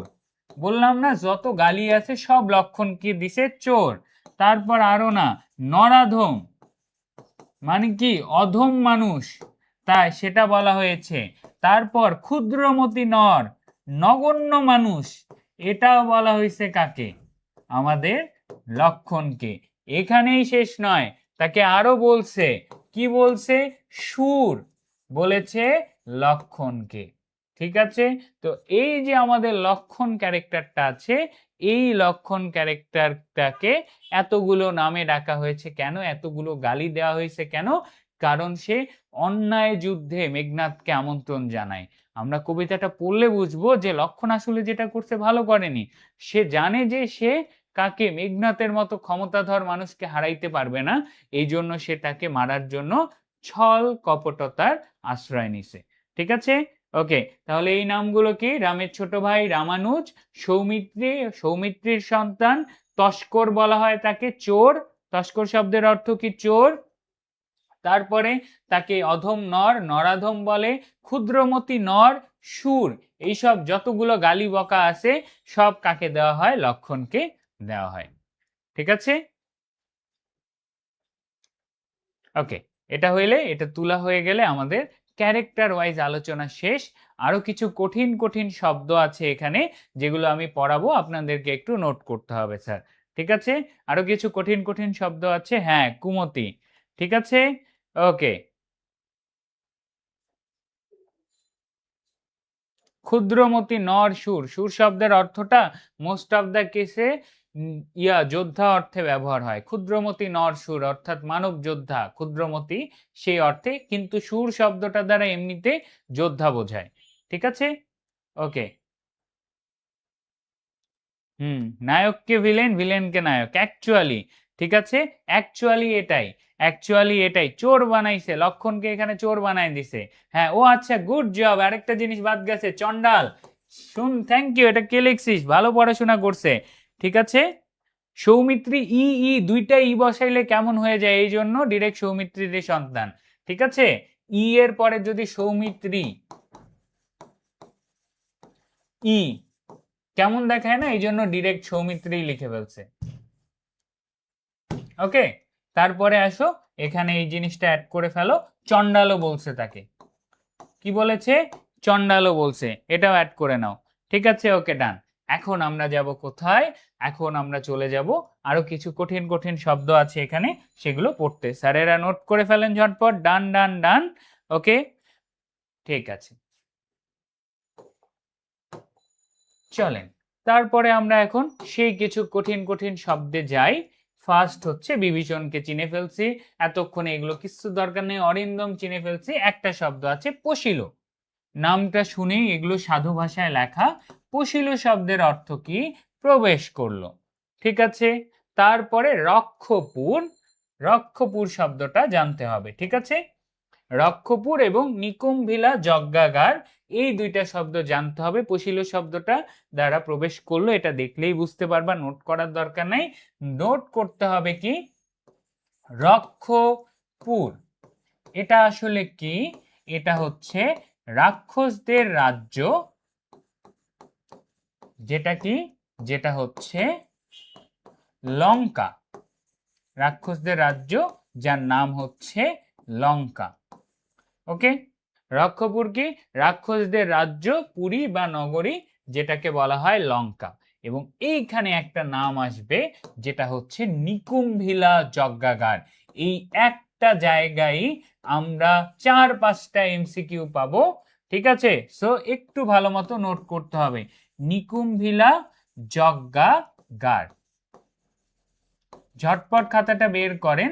তো দেখো, নিকুম্ভিলা যজ্ঞাগার, যেখানে মেঘনাদ যজ্ঞ করত। এইটা জিনিসটা আমি একটু বুঝাই দিই। তোমরা হিন্দু ধর্মের গল্পগুলোতে ভিলেনগুলোকে এত পাওয়ারফুল দেখো না, সেই পাওয়ারফুল ভিলেন। তো হিন্দু ধর্মের একটা বিষয় ছিল যে তুমি রাক্ষস হও, তুমি খারাপ হও, তুমি যদি স্পেসিফিক দেবতা, হিন্দু ধর্মে অনেক দেবতা না, একটা স্পেসিফিক দেবতার পূজা করে তার জন্য কষ্ট করে পাথরের উপর বসে থেকে সেই দেবতার নাম যদি বারবার বলতে থাকো, তাহলে সেই দেবতা খুশি হয়ে তোমাকে স্পেশাল কিছু পাওয়ার দিবে। তো সেই কারণে আমরা হিন্দু ধর্মের পুরাণে যে ঘটনাগুলো দেখি, যে ক্যারেক্টারগুলো দেখি, ভিলেনগুলো এত স্ট্রং কিভাবে হয়, তারা আসলে দেবতাদের কাছ থেকেই বা দেবতাদের কোনো না কোনো ভুলের কারণে তারা পাওয়ারফুল হয়ে যায়। এই পাওয়ারফুল ঝামেলাটার কারণে আল্লাহ, এসি ছাড়ছে কিন্তু গরম হয়ে গেছে। ওকে, তো এই দেবতাদের যে ভুল ছিল, সেই ভুলের কারণে কি হয়, এই দেবতাদের ভুলের কারণে লাস্টে গিয়ে তারা এত ক্ষমতাধর হয়ে যায়। তো সেম ভাবে আমাদের মেঘনাদ এত পাওয়ারফুল কেন? অরিন্দম, সে দেবতাদের রাজাকে পর্যন্ত হারায় ফেলছে, ইন্দ্রকে যুদ্ধে হারাইছে। তাহলে বুঝতেই পারতেছে এর এত পাওয়ারের পিছনে কারণ কি? কারণ সে যজ্ঞ করত। কোথায় যজ্ঞ করত? যেখানে যজ্ঞ করত মেঘনাদ, সে নিকুম্ভিলা যজ্ঞাগারে যজ্ঞ করত। ঠিক আছে, সে কি করত? যেখানে যজ্ঞ করত মেঘনাদ। তারপরে কি? সে তার ইষ্ট দেবতা, ওই যে বললাম না, একটা দেবতাকে বারবার কি করত? পূজা করত, এবং দেবতা তাকে ক্ষমতা দিব। তার ইষ্ট দেবতার নাম কি? বৈশ্বানর বা অগ্নি দেবতা। তার ইষ্ট দেবতার নাম কি? বৈশ্বানর, এবং তাকে বলা হয় অগ্নি দেবতা। এই অগ্নি দেবতার পূজা করত, যজ্ঞ বা পুজো করত। ঠিক আছে, তাহলে নিকুম্ভিলা যজ্ঞাগারকে চিনে ফেললাম। সেটা কি? সেটা হচ্ছে আমাদের মেঘনাথের যজ্ঞ করার জায়গা। যেখানে মেঘনাথ যজ্ঞ করত, কাকে করত? মেঘনাথের পাওয়ার দেওয়ার সেই দেবতাটার নাম ছিল বৈশ্বানর বা অগ্নি দেবতা। তিনি মেঘনাথকে এত ওভার পাওয়ার দিছে, কোনো চিন্তা ভাবনা না করে মেঘনাথকে এত বেশি পাওয়ারফুল তিনি বানাই দিছে। তার পূজা করছে, তার ভালো লাগছে, পৃথিবীর কথা না ভেবে সে এই রাক্ষসকে এক গাদা ক্ষমতা দিয়ে দিছে। ঠিক আছে, সেটা নিয়ে এখানে যাওয়া। যেখানে যজ্ঞ করত মেঘনাথ, তার ইষ্ট দেবতার নাম বৈশ্বানর বা অগ্নি দেবতা। ঠিক আছে, এই যজ্ঞাগারেই আসল কাহিনী হয়। এই যজ্ঞাগারেই আমাদের পুরো বিভীষণের প্রতি মেঘনাথ কবিতাটা। ঠিক আছে, এই যজ্ঞাগারেই এখানে একটা স্পেশাল জিনিস আছে, সেটা জেনে রাখো। যজ্ঞাগারে মেঘনাথ অস্ত্র নিয়ে প্রবেশ করত না। যেমন আমরা কি জুতা নিয়ে মসজিদে প্রবেশ করি? করি না তো, তাই না? সে তেমনি যুদ্ধের কোনো জিনিস নিয়ে পবিত্র জায়গায় গিয়ে আমরা নাপাক কোনো জামা কাপড় পরে যাই না। সেম ভাবে তারা অস্ত্র নিয়ে, রাক্ষস যতই ক্ষমতাধর হোক, সে অস্ত্র নিয়ে কখনো এরকম পবিত্র জায়গায় যেত না। ঠিক আছে, তো সেই কারণে যজ্ঞাগারে মেঘনাথ কি নিয়ে যেত না? মেঘনাথ কখনো অস্ত্র নিয়ে প্রবেশ করত না।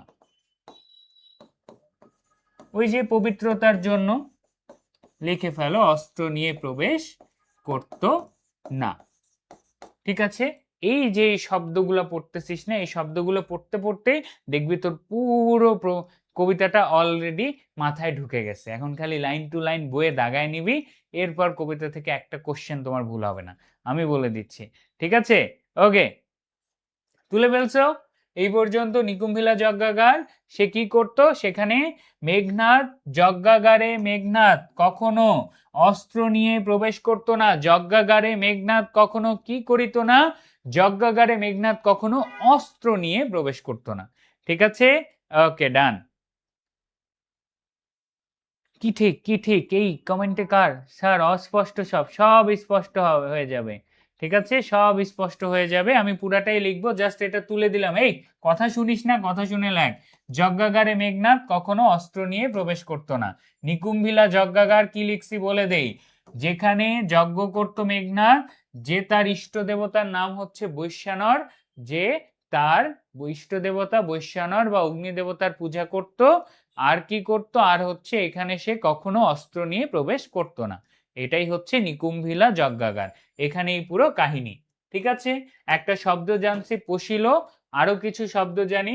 তস্কর শব্দ অলরেডি জেনে গেছি। গঞ্জি, গঞ্জি শব্দের অর্থ হচ্ছে তিরস্কার করা।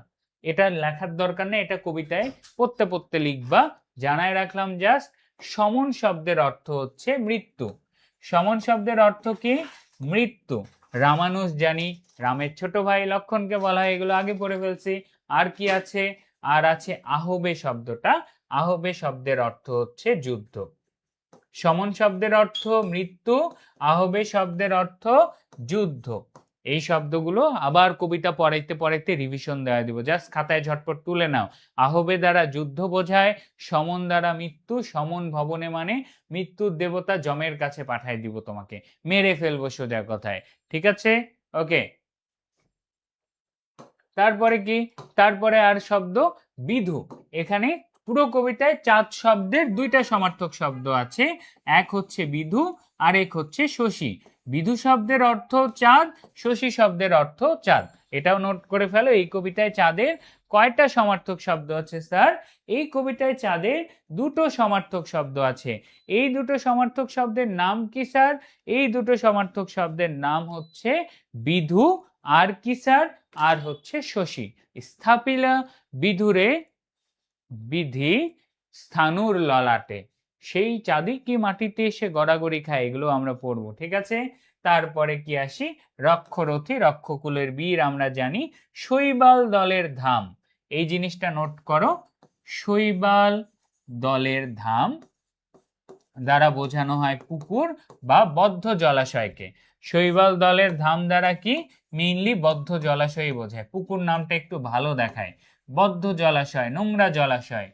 ঠিক আছে, শৈবাল দলের ধাম দ্বারা বোঝায় কি? নোংরা জলাশয়। তারপরে মৃগেন্দ্র, মৃগেন্দ্র দ্বারা কি বোঝায়? বোঝায় হচ্ছে সিংহ। মৃগেন্দ্র দ্বারা কি বোঝায়? সিংহ। তারপরে মৃগেন্দ্র কেশরী, সিংহকেই বোঝায়। ঠিক আছে, তারপরে শৃগাল দ্বারা বোঝায় কি? শৃগাল দ্বারা বোঝায় শেয়াল। শৃগাল দ্বারা কি বোঝায়? শেয়াল। তারপরে আর কি? আরেকটা শব্দ আছে জিমুতেন্দ্র। জিমুতেন্দ্র, আরে জিতুমেন্দ্র লিখতেছি কেন? জিমুতেন্দ্র, যেটা দ্বারা বোঝায় মেঘের ডাক। এগুলো হচ্ছে সেই কঠিন কঠিন শব্দগুলো, আমরা যেগুলো আগেই জানে নিব, তারপর এগুলো কবিতায় ইউজ করব। ঠিক আছে, ওকে, ঠিক আছে। তো ভাইয়া ভর্তি হবা, জাস্ট পেজে মেসেজ দিবি, জাস্ট পেজে মেসেজ দিবি, তোদের খালি অপেক্ষা। রোলার কোস্টার শুরু হচ্ছে, আয় না, পড়াশোনা এতদিন করিস নাই আর ঢাবির স্বপ্ন দেখছিস, তোদের অবস্থা টাইট হবে। আর এডুকেশন এই জন্যই স্পেশাল, পড়ায় পড়ায় চান্স পায়, না পড়ায় চান্স পাওয়ানোর ভাই শিওরিটি আমরা দিব না। এইসব ফাঁকিবাজরা ভর্তি হইস না, টাকা রিফান্ড নিয়ে চলে যা। যে ভাই আমি আগেই বলে দিচ্ছি আমি ফাঁকিবাজ, তো তাইলে আমিও বলতেছি তুই চলে যা ভাই, তোকে পড়াইতে পারবো না। ওকে, আর যারা ভর্তি হইতে চাচ্ছে জাস্ট পেজে মেসেজ দিবি। জিমতেন্দ্র শব্দের অর্থ কি? মেঘের ডাক। আজান দিচ্ছে, আমরা আজানের জন্য একটু ব্রেক নেই ভাইয়া, একটা আজান শেষ হয়ে যাক। ঠিক আছে, ততক্ষণে তোদের এতক্ষণে কি কি প্রশ্ন আছে করতে থাক, আমি দেখি। 5 মিনিটে আজানটা শেষ হয়ে যাক। ঠিক আছে, ওকে।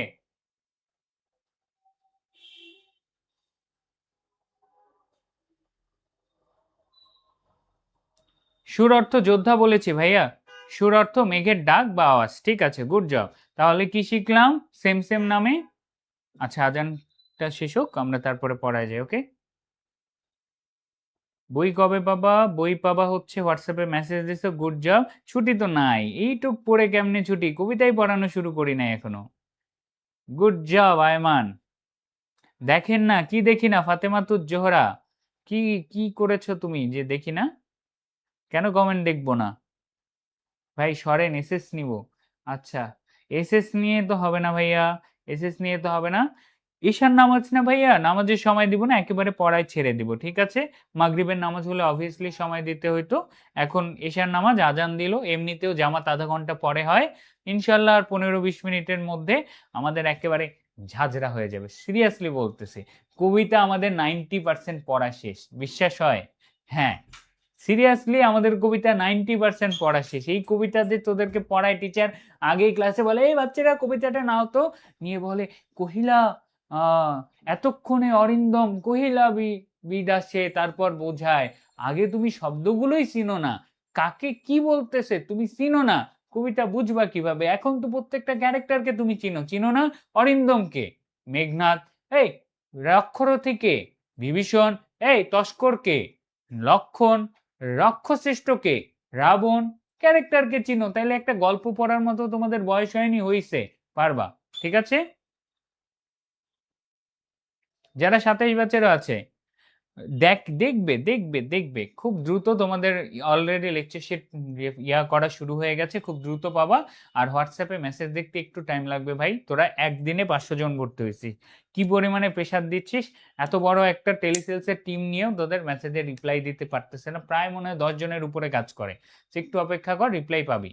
কারণ তোদের ভর্তি করাইলে আমাদের লাভ না, তো অবভিয়াসলি তোরা ভর্তি আমরা করাবো, ঠিক আছে? সে চিন্তা করিস না।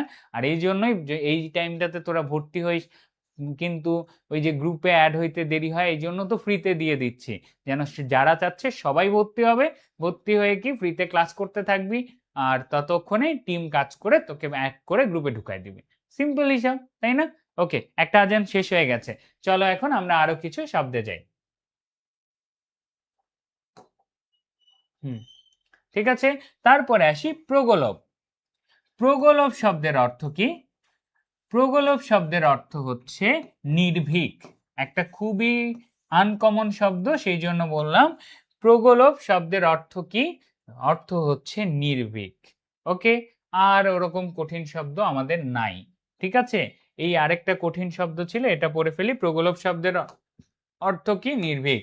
এবং এই যে সৌমিত্রী বলি না, সৌমিত্রী এই নামটাও একটু জাস্ট জেনে রাখো, বেশিরভাগ মেইন জায়গায় কিন্তু আমরা লক্ষণের নাম, মায়ের নাম কি সৌমিত্রী পাই, বাট অনেক জায়গায় এই নামটাকে একটু সহজ করে দেওয়া হয়েছে। যেমন এই যে হিন্দুরা একটা রামায়ণ পড়ে, সেই জায়গায় তার মায়ের নাম সরাসরি সুমিত্রাও বলা আছে। তো অপশনে যদি সৌমিত্রী না দেখো, কান্নাকাটি করিও না, লক্ষণের মায়ের নামের পাশে আরেকটা নাম লিখে রাখো, সেটা হচ্ছে সুমিত্রী। অপশনে যদি সৌমিত্রী না পাও, তাহলে সুমিত্রী দাগাবা, একই জিনিস, ঠিক আছে? সুমিত্রা দাগায় দিবা। অপশনে যদি সৌমিত্রী না পাও, সুমিত্রা দাগায় দিবা। এটা অনেক জায়গায় পাওয়া যায়, তোমাদের বইয়ে আছে কিনা বলতে পারতেছি না, বইও থাকার কথা, ঠিক আছে? সুমিত্রা দাগায় দিবা। সমন ভবন মানে জমালয়, ঠিক আছে? ওকে, ঠিক আছে, ডান। ওকে, তাহলে এই সেই কঠিন শব্দদের কাহিনী শেষ। এবারে সেই আসল সময়, আমরা কি করব? আমরা হচ্ছে ও আরেকটা শব্দ জেনে নে ভাই, মজাইলা। আরে মজ্জায় মজ্জা না, এই মজাইলা মানে মজা দেওয়া না, এই মজাইলা মানে হচ্ছে বিপদে ফেলা। বন্ধু তুমি তো আমারে মজাইলা, এইভাবে বাংলা শব্দ মনে রাখার সবচেয়ে টেকনিক, ডিরেক্ট ভাষায় ইউজ করবি, জীবনে ভুলবি না। যেমন আমি ধর বিলাসী পড়াইলাম, বিলাসী শব্দে একটা গালি আছে, গালিটা কি? অকাল কুষ্মাণ্ড, মানে কোনো বন্ধু কাজ করে না, এই বেটা অকাজের, এগুলা না বলে এই বেটা তুই বোকা চকলেট, এগুলো না বলে কি বলবি? এই তুই একটা অকাল কুষ্মাণ্ড, কঠিন গালি হইলো, তারও গায়ে হিট করবে ভাই, এ তো একটা চাইনিজ ভাষায় আমার গালি দিছে, তাই না? অকাল কুষ্মাণ্ড মানে কি? অকর্মণ্য, যে কাজ করে না। সেম ভাবে তুমি বললা দোস্ত তুমি এত আমারে মজাইলা, হ্যাঁ, তোমার এই বিপদে ফেলে তোমার দোস্ত কনফিউজ হয়ে যাবে ভাই। মজাইলা মানে কি? মজাইলা মানে হচ্ছে বিপদগ্রস্ত করা, বিপদে ফেলা। মজাইলা মানে কি? বিপদগ্রস্ত করা বা বিপদে ফেলা, ঠিক আছে? তো এইভাবে বাংলা শব্দগুলো যখন এরকম মজার মজার শব্দ শুনবা, ইউজ করবা, ঠিক আছে? ওকে, তো কি বললা? বন্ধু তুমি তো আমারে মজাইলা, বন্ধু তুমি আমারে বিপদগ্রস্ত করলা, ঠিক আছে? তো এই জায়গাটাও চলে গেল, মজাইলা একটা আনকমন শব্দ পড়া শেষ।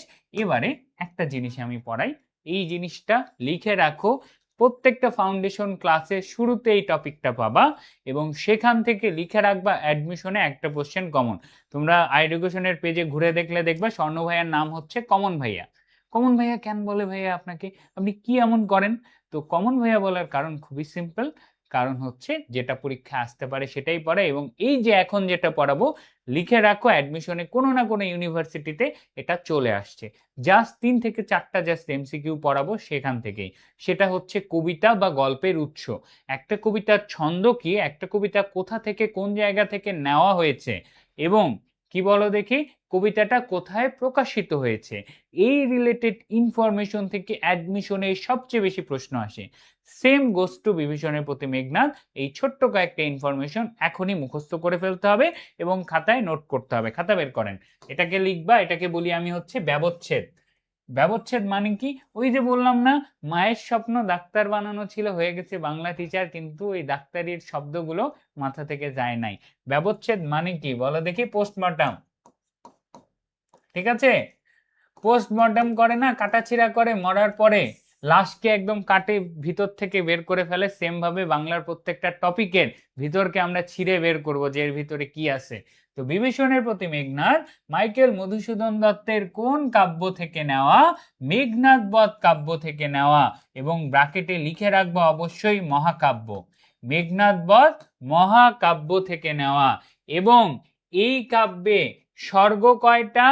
9টা স্বর্গ। স্বর্গ কয়টা? 9টা স্বর্গের ষষ্ঠ স্বর্গ বধ থেকে নেওয়া হয়েছে। এই লাইনটা আমি লিখে দিই, এক লাইনে মুখস্থ হয়ে যাবে। এরা কি টাইপ করছে? এরা টাইপ করতে পারে না, এদের টাইপের চেয়ে স্বর্ণ ভাইয়ার হাতের লেখা ভালো। আস্তাগফিরুল্লাহ, আল্লাহ মাফ করো, এত বড় ডাহা মিথ্যা কথা বললাম আজানের সময়। যাই হোক, এই তোরা বলতো এই টাইপের চেয়ে স্বর্ণ ভাইয়ের হাতের লেখা ভালো না? না বললে কিন্তু, যদি বলিস না তাহলে কিন্তু আর পড়াবো না, ঠিক আছে? সবাই কমেন্টে লেখ যে টাইপরাইটারের টাইপের লেখার চেয়ে স্বর্ণ ভাইয়ের হাতের লেখা ভালো, ঠিক আছে? ওকে, চলো যেখানে ছিলাম, বিভীষণের প্রতি মেঘনাদ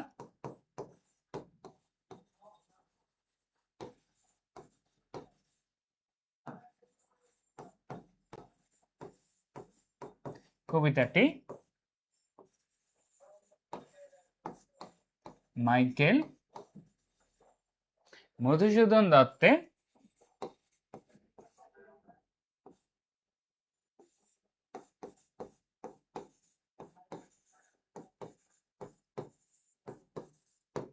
মেঘনাদ বধ মহাকাব্যের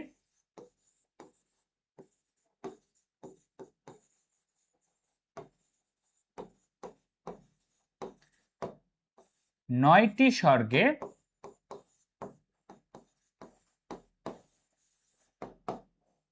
ষষ্ঠ স্বর্গ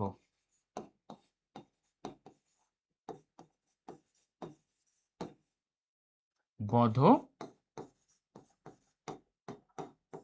থেকে নেওয়া হয়েছে। এক লাইনে শেষ, 3টা এমসিকিউ শেষ।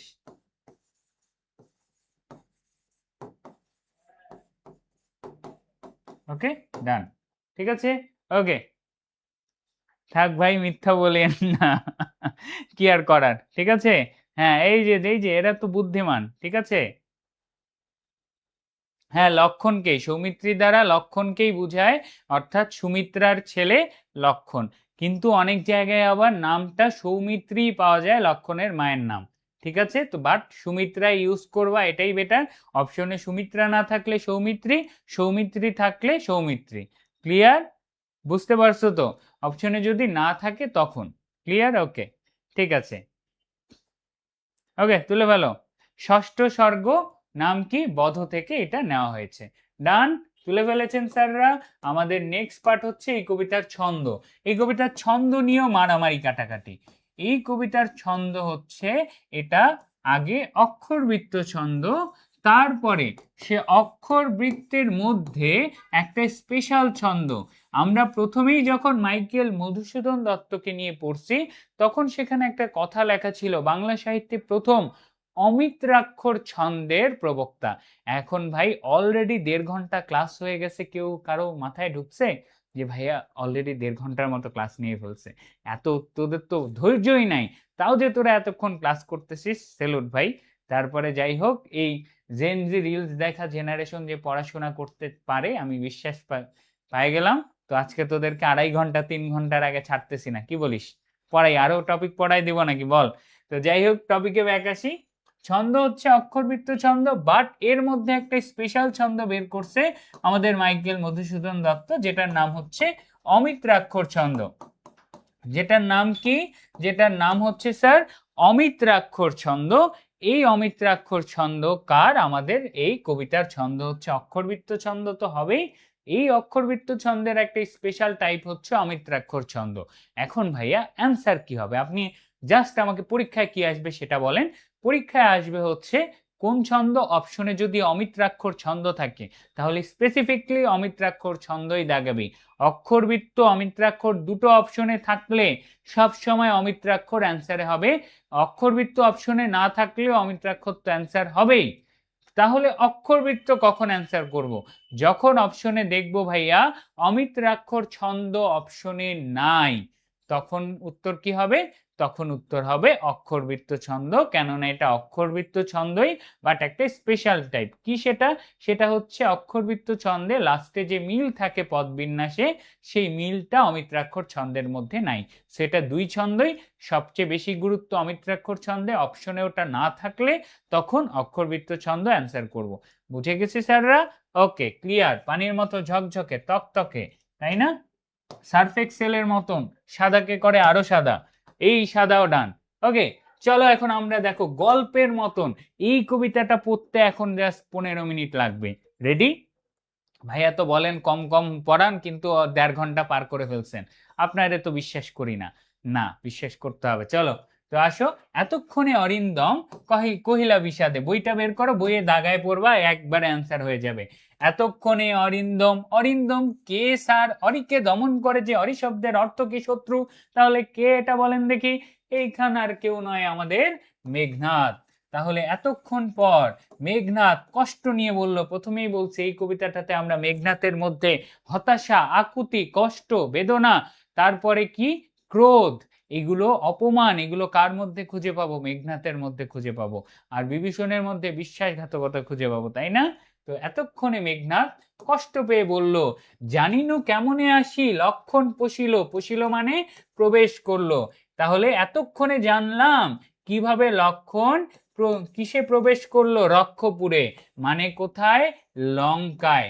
লক্ষণ কিভাবে লঙ্কায় প্রবেশ করলো? হায় তাত, হায় রে চাচা, বলো দেখি চাচা, জ্বালা আর জ্বালা। এই কার ডায়লগ চলে আসতেছে মুখের মধ্যে, তাই না? হাসিনা, হাসিনা আপা চলে গেলেও এমন এমন কিছু ক্যারেক্টার রাখে গেছে না? হয় রে জ্বালা, জ্বালা আর জ্বালা। এখন হয় না, আরে আরো একটু কেমন জানি, আপনারা জানেন আমরা রাজনীতি করেছি, হায় রে জ্বালা আর জ্বালা।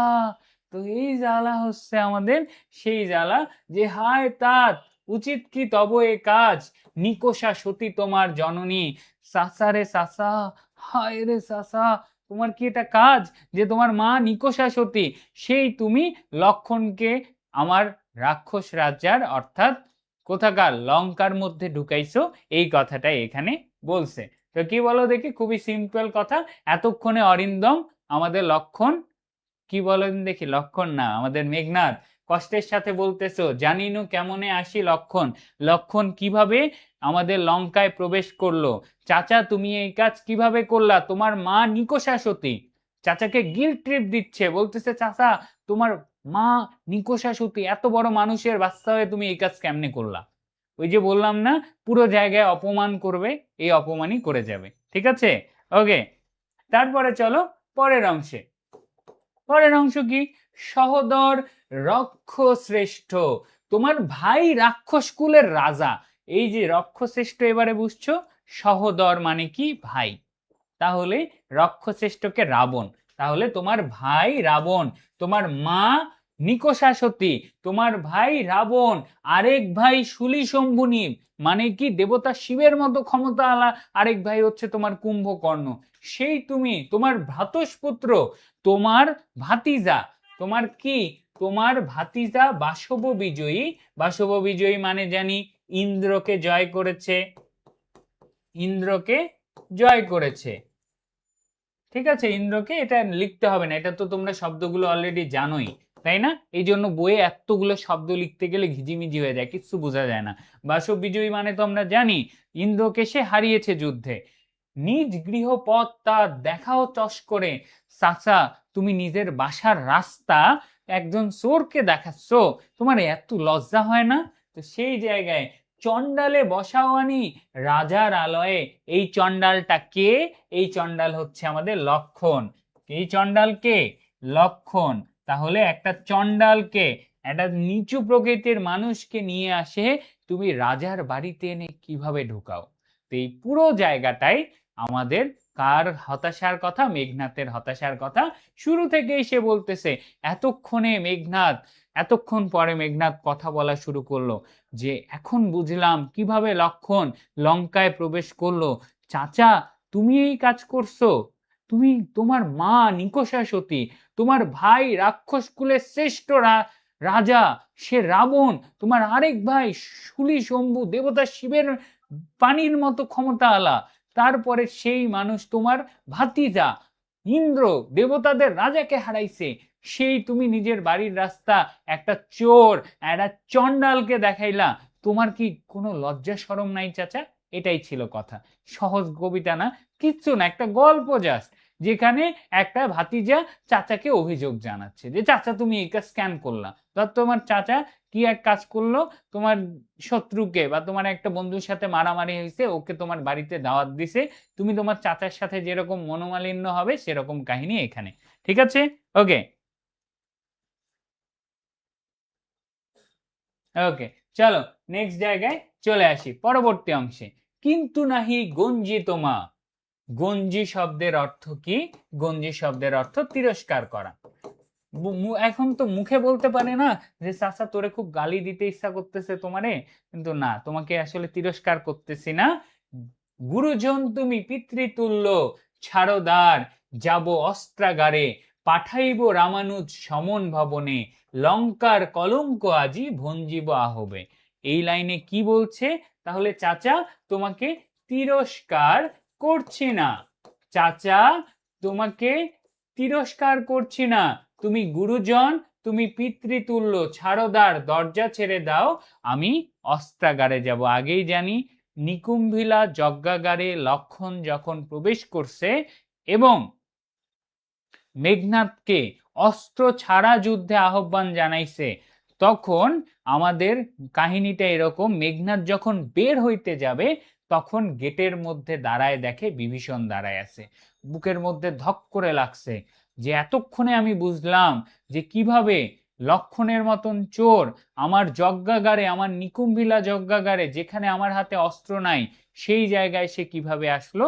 সে বুঝতে পারলো যে তার চাচা এই কাজটা করছে, ঠিক আছে? তারপরে কি? তারপরে সে বলছে চাচা তুমি যাই করছো করছো, তোমাকে অনেক কথা বললাম, তোমাকে তিরস্কার করছি না, চাচা পটটা ছেড়ে দাও, আমি কি করব, আমি হচ্ছে কাকে, আমি অস্ত্রাগারে যাই অস্ত্র নিয়ে আসব, তারপরে রামানুজ অর্থাৎ কাকে, লক্ষণকে, রামানুজ লক্ষণকে মেরে ফেলবো, সোজা কথা লক্ষণকে জমালয়ে পাঠাবো, অর্থাৎ মেরে ফেলবো, লক্ষণকে জমালয়ে পাঠাবো, অর্থাৎ কি সোজা ভাষায় মেরে ফেলবো, ঠিক আছে? লঙ্কার কলঙ্ক, লঙ্কায় একটা এরকম নিচু প্রকৃতির মানুষ আসছে, এই লঙ্কার কলঙ্ক আমি আজ ভঞ্জিব আহবে, কিসের মাধ্যমে? যুদ্ধের মাধ্যমে আমি এই লঙ্কার কলঙ্ককে দূর করে ফেলবো। লঙ্কায় এরকম লক্ষণের মতো নিচু একটা মানুষ আসছে, আমি আমার এই লঙ্কার কলঙ্ক দূর করে ফেলবো, ঠিক আছে? ওকে, তারপরে কি? তারপরে পরবর্তী অংশে চলেন। এতক্ষণ পর্যন্ত বললাম তো এটা পানির মতো কবিতা, পড়লে এখন পানি লাগবে। উত্তরিলা বিভীষণ মানে কি? বিভীষণ উত্তর করলো, উত্তরিলা মানে কোনো কঠিন জিনিস না রে ভাই, উত্তর করলো, শেষ, উত্তর করলো বিভীষণ। বিভীষণ কি উত্তর করলো? বৃথায় সাধনা ধীমান। এই যে দেখো ধীমান কাকে বলছে, আমাদের মেঘনাদকে বলছে। ধীমান কাকে বলছে, মেঘনাদকে বলছে যে মেঘনাদ তুমি যে আমাকে গেট ছাড়তে বলতেছো এটা হবে না, তোমার এই সাধনা বৃথা। রাঘব দাস আমি, আমি রাঘব দাস মানে কি, রামের অনুসারী। আমি কি, আমি রামের অনুসারী। কি প্রকারে তাহার বিপক্ষে কাজ করব, আমি রামের পক্ষে হয়েই তো লক্ষণকে নিয়ে আসছি, আমি তো রামের বিরুদ্ধে কাজ করতে পারবো না। রক্ষিতে অনুরোধ, তা বলল তোমার অনুরোধ রাখতে আমি তো এই কাজ করতে পারবো না ভাতিজা, আমার দ্বারা এটা হবে না। তারপরে উত্তরিলা কাতরে রাবণী, কাতর কণ্ঠে, রাবণী মানে কে, মেঘনাদ। কেন, কারণ সে রাবণের ছেলে, তাই তাকে বলা হচ্ছে রাবণী। কাতর কণ্ঠে মেঘনাদ উত্তর দিচ্ছে, হে পিতৃব্য, তব বাক্যে ইচ্ছি মরিবারে, রাঘবের দাস তুমি, কেমনিও মুখে আনিলে কথা তার, কহতা দাসেরে। অর্থাৎ একদম কাতর কণ্ঠে মেঘনাথের ভিতর থেকে ইমোশন আসতেছে যে চাচা, পিতৃব্য মানে ওই সেম পিতৃতুল্য, অর্থাৎ চাচাকেই বলতেছে যে তোমার কাছ থেকে কি শুনলাম আমি, যে তুমি রাঘব দাস, তুমি একটা মানুষের দাস। এই কথা শুনে তো আমার মরে যাওয়া ভালো ছিল। বলে না তোমার মুখ থেকে এই কথা না শুনলে, শোনার আগে আমার মরে যাওয়া ভালো ছিল। সেম অবস্থা এখানে, যে চাচা তোমার কাছ থেকে তুমি রাঘবের দাস, এই কথা শুনে আমার তো মরার ইচ্ছা হচ্ছে, যে তুমি এই কথা কিভাবে মুখ থেকে বললা, চাচা আমাকে বলো তুমি এই কথা কেমনে বললা। ঠিক আছে, এইটুকুই অংশ। অর্থাৎ প্রথম দিকে মেঘনাদ বলল চাচা দরজা ছাড়ে দাও, চাচা তো বলতেছে নাহা ভাতিজা, আমি তো রাঘবের অনুসারী, অর্থাৎ আমি রামের অনুসারী, আমি তোমাকে যেতে দিতে পারবো না। তখন সেটা শুনে অবাক হয়ে গেছে, একদম কাতর কণ্ঠে মেঘনাদ বলতেছে চাচা তুমি, চাচা তুমি একটা মানুষের দাস, এত বড় মানুষ তুমি, তুমি একটা মানুষের দাস, এই কথা শুনে তো আমার মরার ইচ্ছা হয়। এখান থেকে একটা এমসিকিউ আসে, সেই এমসিকিউটা আমরা একটু নোট করে ফেলি। সেই এমসিকিউটা কি বলো দেখি, কোন বাক্য শুনে বা কোন কথা শুনে, নোট করে ফেলো খাতায়, কোন কথা শুনে মেঘনাথের, মেঘনাদ মৃত্যু ইচ্ছা পোষণ করে, মৃত্যু ইচ্ছা পোষণ করে, সেটা কোন কথা ছিল, সেটা যে কথাটা কি, কথাটা হচ্ছে বিভীষণ রাঘব দাস। বিভীষণ যে রাঘব দাস, এই কথা শুনে আমাদের মেঘনাদ কি মৃত্যু ইচ্ছা পোষণ করে, যে এরকম একটা নিচু নিম্ন কথা শোনাচ্ছে, আমার মরা ভালো ছিল। ঠিক আছে, ওকে, ঠিক আছে, ডান। তুলে ফেলেছেন, কোন কথা শুনে মেঘনাদ মৃত্যু ইচ্ছা পোষণ করে, বিভীষণ যে কি, বিভীষণ যে রাঘব দাস।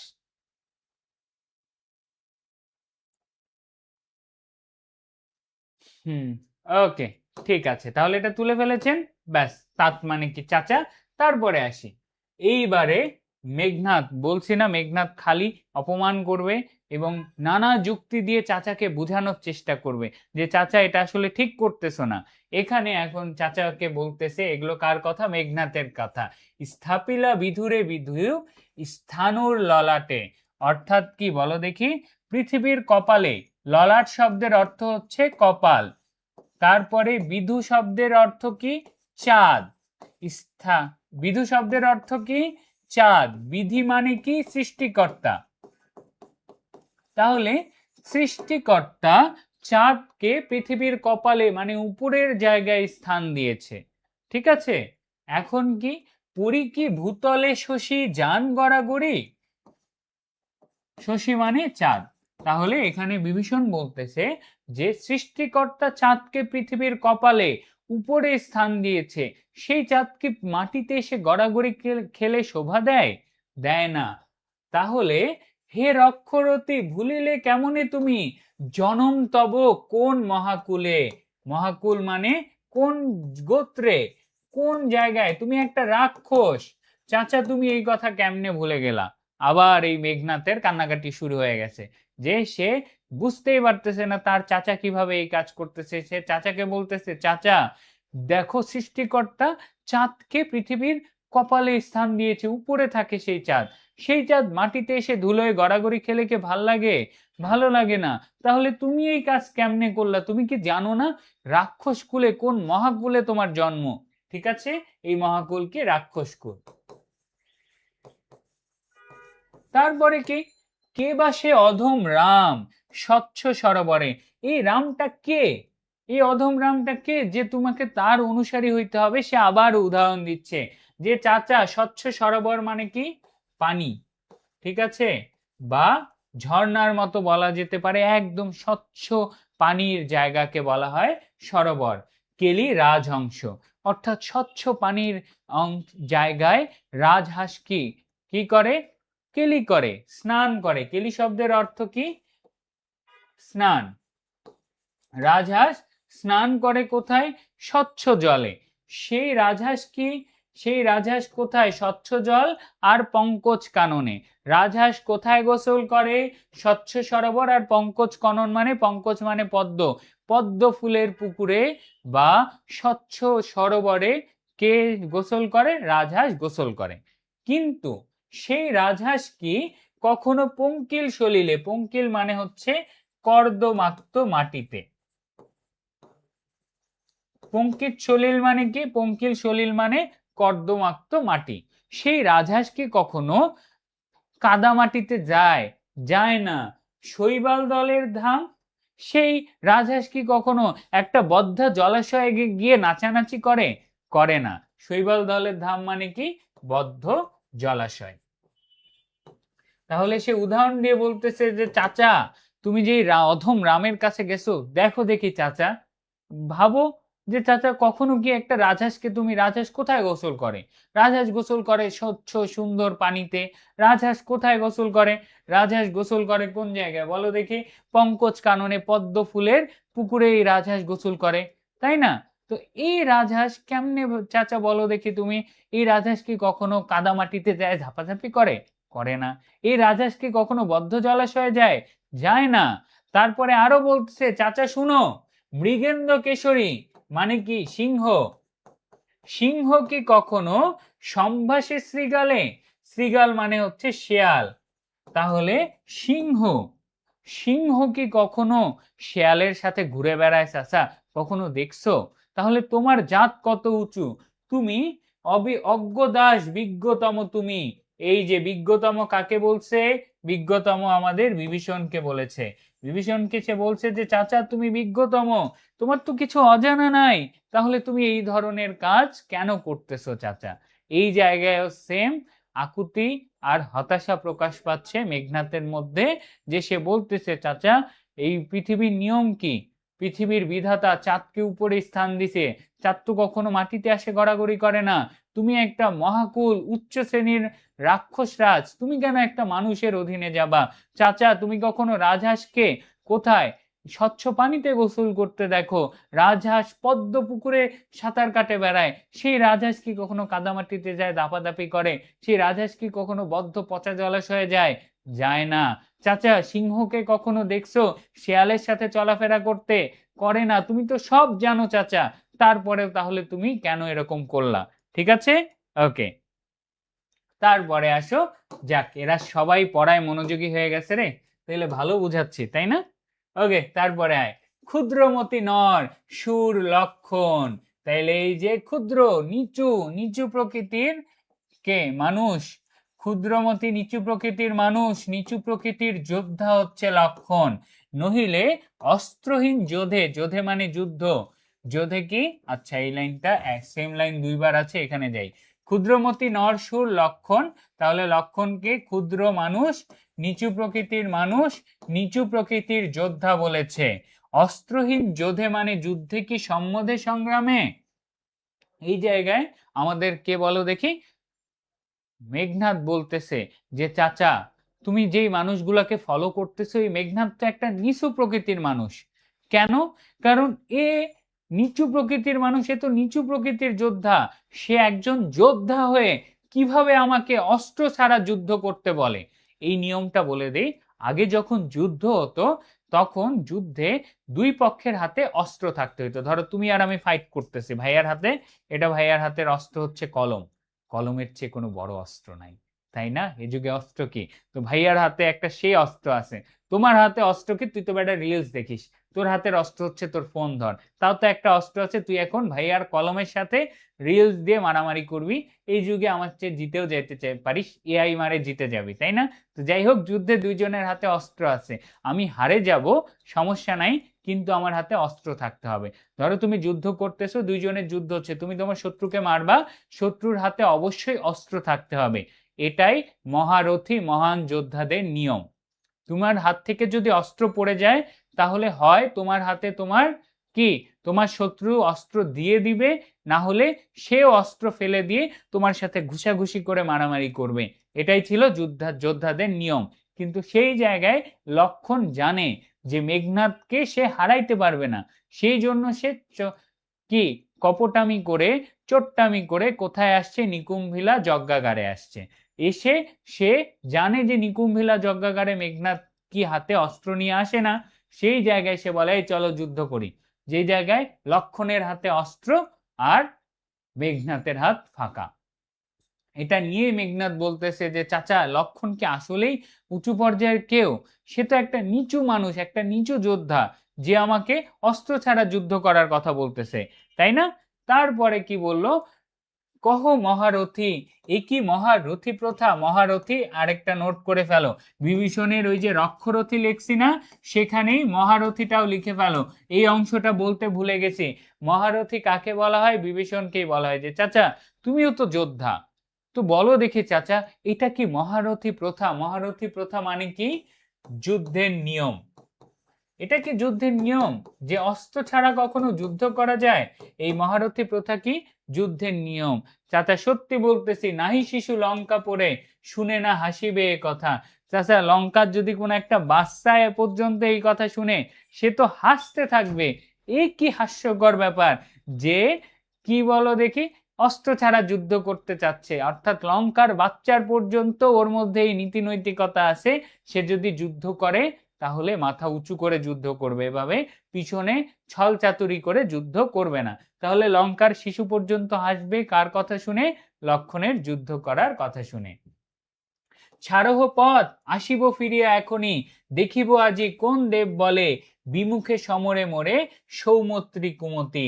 তাহলে চাচা পথ ছেড়ে দাও, আমি এখনই কি করছি? অস্ত্র নিয়ে আসছি। কোন ক্ষমতায়? বিমুখ সমরে, অর্থাৎ কি বলো দেখি, আমার সাথে সামনাসামনি যুদ্ধে। আমার সাথে সামনাসামনি যুদ্ধে লক্ষণ সৌমিত্রী কুমতি, অর্থাৎ সুমিত্রার কুসন্তান, তাকে বানায় দিছে চিচ্চিচ্ছি, লক্ষণকে বানায় দিছে সুমিত্রার কুসন্তান।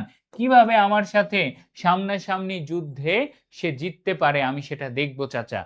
তাকে আমাকে যাইতে দাও। দেবদৈত্য নররণে সচক্ষে দেখেছ রক্ষ শ্রেষ্ঠ, পরাক্রম দাসের কি দেখি ডরিবে দাস, হেন দুর্বল মানবে। তাহলে চাচা, তুমি তো সব নিজের চোখে দেখছো, ইভেন তোমার ভাই রাক্ষস কুলের রাজা আমার বাপও দেখছে যে দেবতা বলো, মানুষ বলো, দৈত্য বলো, কেউ আমার সাথে যুদ্ধে পারে না। তাহলে আমি এই লক্ষণকে দেখে চাচা কেন ভয় পাবো? আমি পালাই যাব না চাচা, আমাকে আমার খালি অস্ত্র আনতে দাও, আমি একে দেখাচ্ছি, এই ব্যাটার আমি ব্যবস্থা করতেছি। ঠিক আছে, এইটুকু কথা এখানেও চলে গেল। তারপরে কি? তারপরে সে বলতেছে, আমি দেখব কিভাবে নিকুম্ভিলা যজ্ঞাগারে প্রগলোভে, শব্দটা কিভাবে নির্ভীক ভাবে, কোনো ভয় ছাড়া, এই দম্ভী, এই অহংকারী, দম্ভীও কাকে বলা হয়? দম্ভীটা নোট করে নাও লক্ষণের পাশে। লক্ষণকে আরেকটা নাম ডাকা হয়েছে, সেটা কি? দম্ভী। ঠিক আছে, মহারথীটা নোট করো, মহারথী নামটা নোট করবা বিভীষণের পাশে। আর কি বলো দেখি, দম্ভী নামটা অ্যাড করবা লক্ষণের পাশে। এই দুইটা নাম আমরা দিতে ভুলে গেছি। দম্ভী কাকে বলা হয়েছে? লক্ষণকে বলা হয়েছে। যে এই অহংকারী কিভাবে নির্ভীকভাবে আমার এই পবিত্র যজ্ঞাগারে সে প্রবেশ করে, আমি এটার আজকে ব্যবস্থা করব। আজ্ঞা করো দাসে শাস্তি নরাধমে, আমি অধম নরকে শাস্তি দিব। আমাকে খালি চাচা একটা সুযোগ দাও, আমাকে আজ্ঞা দাও। তব জন্মপুরে তাঁত পদার্পণ করে বনবাসী, হে বিধাত।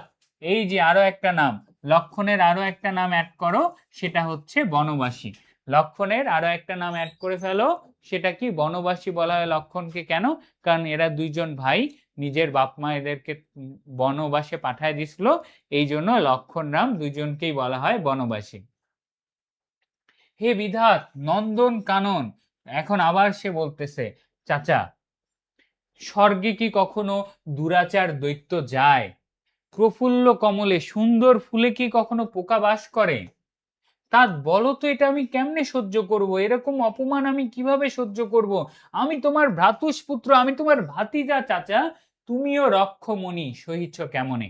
এখান থেকে বিভীষণের আরো একটা নাম পাবা, রক্ষমণি। যেখানে বিভীষণের নোট করছো সেখানে এই নামটা অ্যাড করে ফেলো। রক্ষমণি কাকে বলা হচ্ছে? বিভীষণকে। কেন? ওই যে ছোট্ট, সবচেয়ে ছোট ছেলে যে রক্ষমণি কাকে বলা হচ্ছে? বিভীষণ। রাক্ষসদের সবচেয়ে ছোট্ট ছেলে, চোখের মণি, সোনার খনি, তাই না?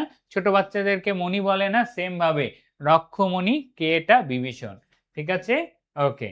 মহামন্ত্র বলে যথা নম্রশির ফণি, মলিন বদন লাজে উত্তরিলা রথে, রাবণ অনুজ লক্ষ্মী রাবণ আত্মজে।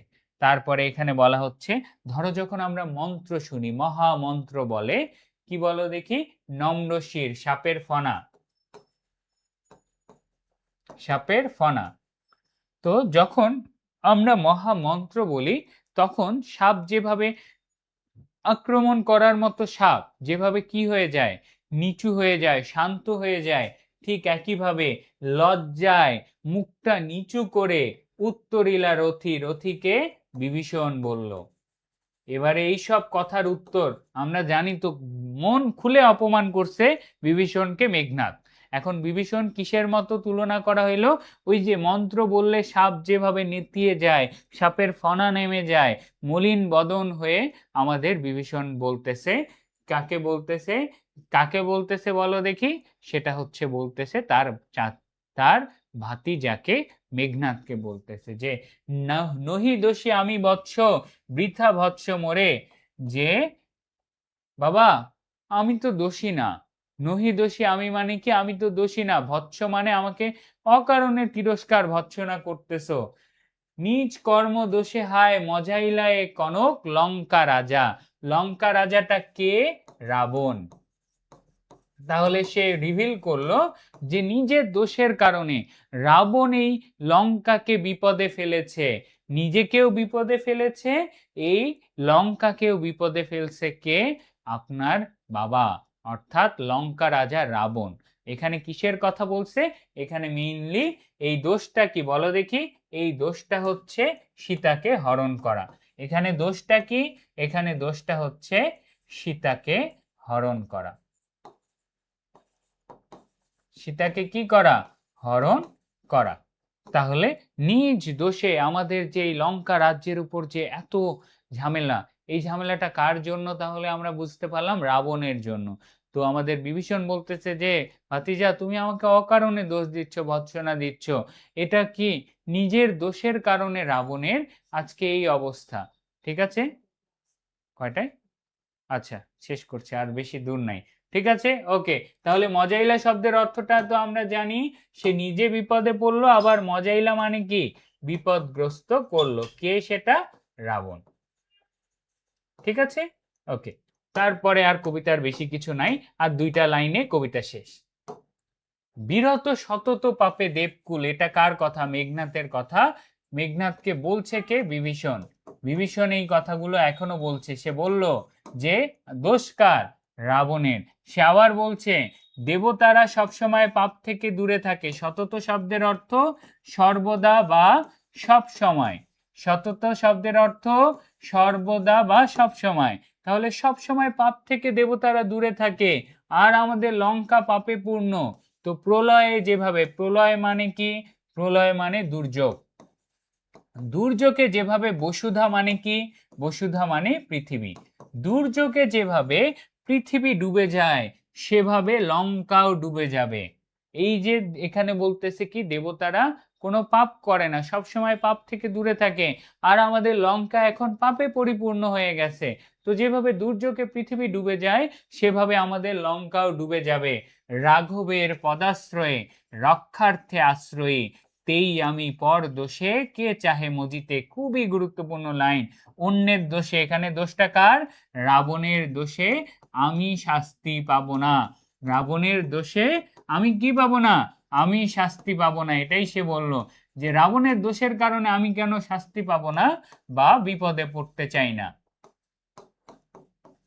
বা বিপদে পড়তে চাই না। তাহলে এখানে আমাদের বিভীষণ এই কথাটা কি বললো? যে সব সময় পাপ থেকে, সতত শব্দের অর্থ সর্বদা বা দূরে, সব সময় পাপ থেকে দূরে থাকে কারা? সব সময় পাপ থেকে দূরে থাকে দেবতারা। লঙ্কা পাপে পরিপূর্ণ হয়ে গেছে। প্রলয়ে, প্রলয় মানে কি? দুর্যোগে যেভাবে কি ধ্বংস হয়ে যায়, বসুধা মানে পৃথিবী ধ্বংস হয়ে যায়, ডুবে যায়, সেভাবে আমাদের লঙ্কাও ডুবে যাবে। সেই জন্য আমি রামের কাছে আশ্রয় নিয়েছি। অন্যের দোষের কারণে, তোর বাপের দোষের কারণে বেটা আমি কেন ঝামেলায় পড়বো, এই কথাটাই সে বলছে। রুশিলা বাসব ত্রাস, ওই যে বললাম না, ক্রোধ কে মেঘনাদ রেগে উঠল। মেঘনাদের ক্রোধকে কিসের সাথে তুলনা করা হয়েছে? জিমুতেন্দ্র কপি। মেঘনাদের ক্রোধ ইকুয়াল টু তীব্র মেঘের ডাক। তীব্র মেঘের ডাকের সাথে তার ক্রোধের বাণীকে বলা হচ্ছে যে সে রুশিলা বাসক্ত্রা, সে গম্ভীর কথায় বলা শুরু করলো। এমন গম্ভীর আওয়াজ, সেই আওয়াজটাকে তুলনা করা হলো কি? অম্বর মানে আকাশ। তাহলে আকাশে যে মেঘের ডাক, রাতের বেলা আকাশে যে মেঘের তীব্র ডাক, সেই জায়গা থেকে সে বলা শুরু করলো কহিলা বীরেন্দ্র বলি। বীরেন্দ্র বলি মেঘনাথের নামের পাশে মেঘনাথের আরেকটা নাম অ্যাড করে ফেলো। মেঘনাথের আরেকটা নাম কি? বীরেন্দ্র বলি। এটাও কি? তার ওই যে যুদ্ধে ক্ষমতার জন্য তাকে বলা হয় বীরকে হারায় বলিয়ান, অর্থাৎ বীরেন্দ্র বলি তার নাম। মেঘনাথের আরেকটা নাম পেলাম ধর্মপদগামী, হে রাক্ষস রাজানুজ। অর্থাৎ ধর্মপথ, তুমি তো ধর্মের পথে গেছো না চাচা। রাজা, রাক্ষস রাজানুজকে বিভীষণ, রাক্ষস রাজা রাবণ, রাবণের অনুজ রাক্ষস রাজানুজ। ঠিক আছে? বিখ্যাত জগতে তুমি, তুমি তো বিখ্যাত, ধর্মের পথে গেছো, তুমি পৃথিবীতে সবাই জানে। তো আমাকে চাচা জাস্ট একটা কথা বলো, কোন ধর্ম অনুযায়ী শুনি জ্ঞাতিত্ব ভ্রাতৃত্ব জাতি সব দিলা জলাঞ্জলি? খুবই গুরুত্বপূর্ণ, এবং এটা এই লাইনটা খাতায় নোট করতে হবে যে চাচা ঠিক কিসের কারণে তুমি জ্ঞাতিত্ব ভ্রাতৃত্ব এবং জাতি পরিচয় এই তিনটাই বাদ দিলা? কারণ পৃথিবীর নিয়ম কি? পৃথিবীর নিয়ম হচ্ছে আপনজন আগে। তাহলে তুমি না ধর্মের পথে চলছো, কোন ধর্ম তোমাকে এই শিক্ষা দেয় যে তুমি নিজের জাতির জন্য কি করবা? নিজের জাতিকে অপমান করবা, নিজের জ্ঞাতিত্ব জাতিত্ব ভ্রাতৃত্ব তিনটাই বাদ দিয়ে দিবা? সেই জিনিসটা আমাকে বোঝাও। ঠিক আছে? তারপরে চলো, তাহলে সে ক্রোধে এই কথা বলল, তারপরে সে আবার শাস্ত্রের কথা বলছে। আবারও গুরুত্বপূর্ণ, এই জিনিসটা নোট করে ফেলো। শাস্ত্র কি বলে? শাস্ত্র কি বলে? শাস্ত্র কি বলে? তুলে ফেলতে হবে এই পুরো লাইনটা। গুণবান যদি পরজন, গুণহীন স্বজন, তথাপি নির্জন স্বজন শ্রেহ পর পর সদা। লাইনটা ঝটপট তুলে ফেলো। শাস্ত্রের এই বাক্যটার অর্থ কি? শাস্ত্রের এই বাক্যটার অর্থ হচ্ছে যে যদি পরজন বা দূরের কেউ গুণবান হয়, তার চেয়ে গুণহীন আপনজন শ্রেষ্ঠ। সোজা কথা, তোমার পর মানুষ যদি কি হয়, পর মানুষ যদি অন্য জায়গারও হয়, সে যদি গুণবানও হয় হোক, কিন্তু তার চেয়ে কে শ্রেষ্ঠ? তার চেয়ে আপনজন শ্রেষ্ঠ। অর্থাৎ গুণবান পরের চেয়ে, গুণহীন আপন মানুষ শ্রেষ্ঠ। সেই জায়গায় এই যে শাস্ত্রের শিক্ষা, এই যে এই শিক্ষাগুলো তুমি তাহলে কোথায় শিখলা? শাস্ত্রে তো এগুলো কথা বলা নাই, তুমি কোথায় শিখলা এই কথা চাচা? বলো দেখি। কেন কিন্তু বৃথা গঞ্জি তোমা হেন সহবাসে, হে পিতৃব্য বর্বরতা কেন না শিখিবে, গতিজার নিজ সহ নিজ সে দুর্নীতি। চাচা তোমাকে আমি তিরস্কার করছি না, তুমি যেই নিচু মানুষের সাথে বেড়াচ্ছ, সোজা কথায় সে লাস্টে বলে দিছে সৎসঙ্গে স্বর্গবাস, অসৎসঙ্গে সর্বনাশ। যে চাচা গতিজার নিচ, অর্থাৎ তুমি যাদের সাথে বেড়াচ্ছ তোমার সঙ্গ কি নিচ, তাহলে তুমি তো খারাপ পথে যাবাই, তুমি খারাপ বা মন্দ পথে তো তুমি যাবাই চাচা। এই যে একদম গিল ট্রিপ দিয়ে আমাদের পুরো কাকে শেষ করে দিল বলো দেখি? পুরো আমাদের কাকে শেষ করে দিল? আমাদের বিভীষণকে একদম গিল ট্রিপ দিয়ে মেঘনাদ শেষ করে দিল। কমেন্টটা একটু চালু করে দাও, লাস্টের ইয়াটা শেষ করি। ঠিক আছে, ব্যাস, ওকে, ঠিক আছে। এই এখন কারো কোনো কোশ্চেন থাকলে ঝটপট করে ফেল। এই ছিল আমাদের পুরো জায়গা। ও আরেকটা জাস্ট নোট হবে, সেটা কি? রক্ষবর কাকে বলা হয়? রক্ষবর, রক্ষমণি, এটাও কার নাম? রক্ষবর, রক্ষমণি, এই দুইটাও কার নাম বলেন দেখি? এই দুইটা হচ্ছে আমাদের বিভীষণের নাম। ঠিক আছে, কার নাম? বিভীষণের নাম। ঠিক আছে, ওকে। কোনগুলো কোথায়? রাক্ষস রাজানুজকে, রাক্ষস রাজানুজ বিভীষণ। ঠিক আছে, ও পরপর সদা, পরপর সদা মানে কিছু নাই, শাস্ত্রের কথার পরে এরকম কিছু লাইন থাকে। পরপর সদা মানে এই কথাটা সব সময় সত্য। ঠিক আছে, মন্ত্রের পরে যেরকম কিছু লাইন থাকে না, নম নম তম, এই টাইপের যে কথাবার্তা থাকে না, সেম পর পর সদা বা তব তব জন, এই টাইপের কথা লেখা থাকে। এটা খুবই সিম্পল, ওই মন্ত্রটাকে বা শাস্ত্রের কথাটাকে একটু সুন্দর শুনাইতে এই কথাটা ব্যবহার করা হয়। পর পর সদা মানে খুবই সিম্পল, সর্বদা, যেটা মাননীয়। এই পৃথিবীতে যখনই যাই ঘটবে তুমি কি করবা? তোমার যেন গুণহীন আপনজন তোমার সবচেয়ে বেশি কাছের হবে একজন গুণবান অপর মানুষের চেয়ে বেশি, অর্থাৎ স্বজনের সম্পর্কের কথা শাস্ত্রে বলা আছে। ঠিক আছে, ওকে, ঠিক আছে।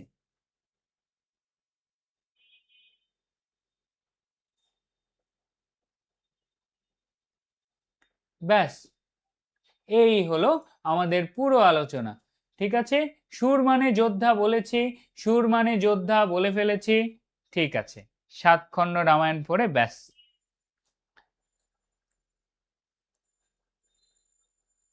এবং কার কোনো সমস্যা আছে?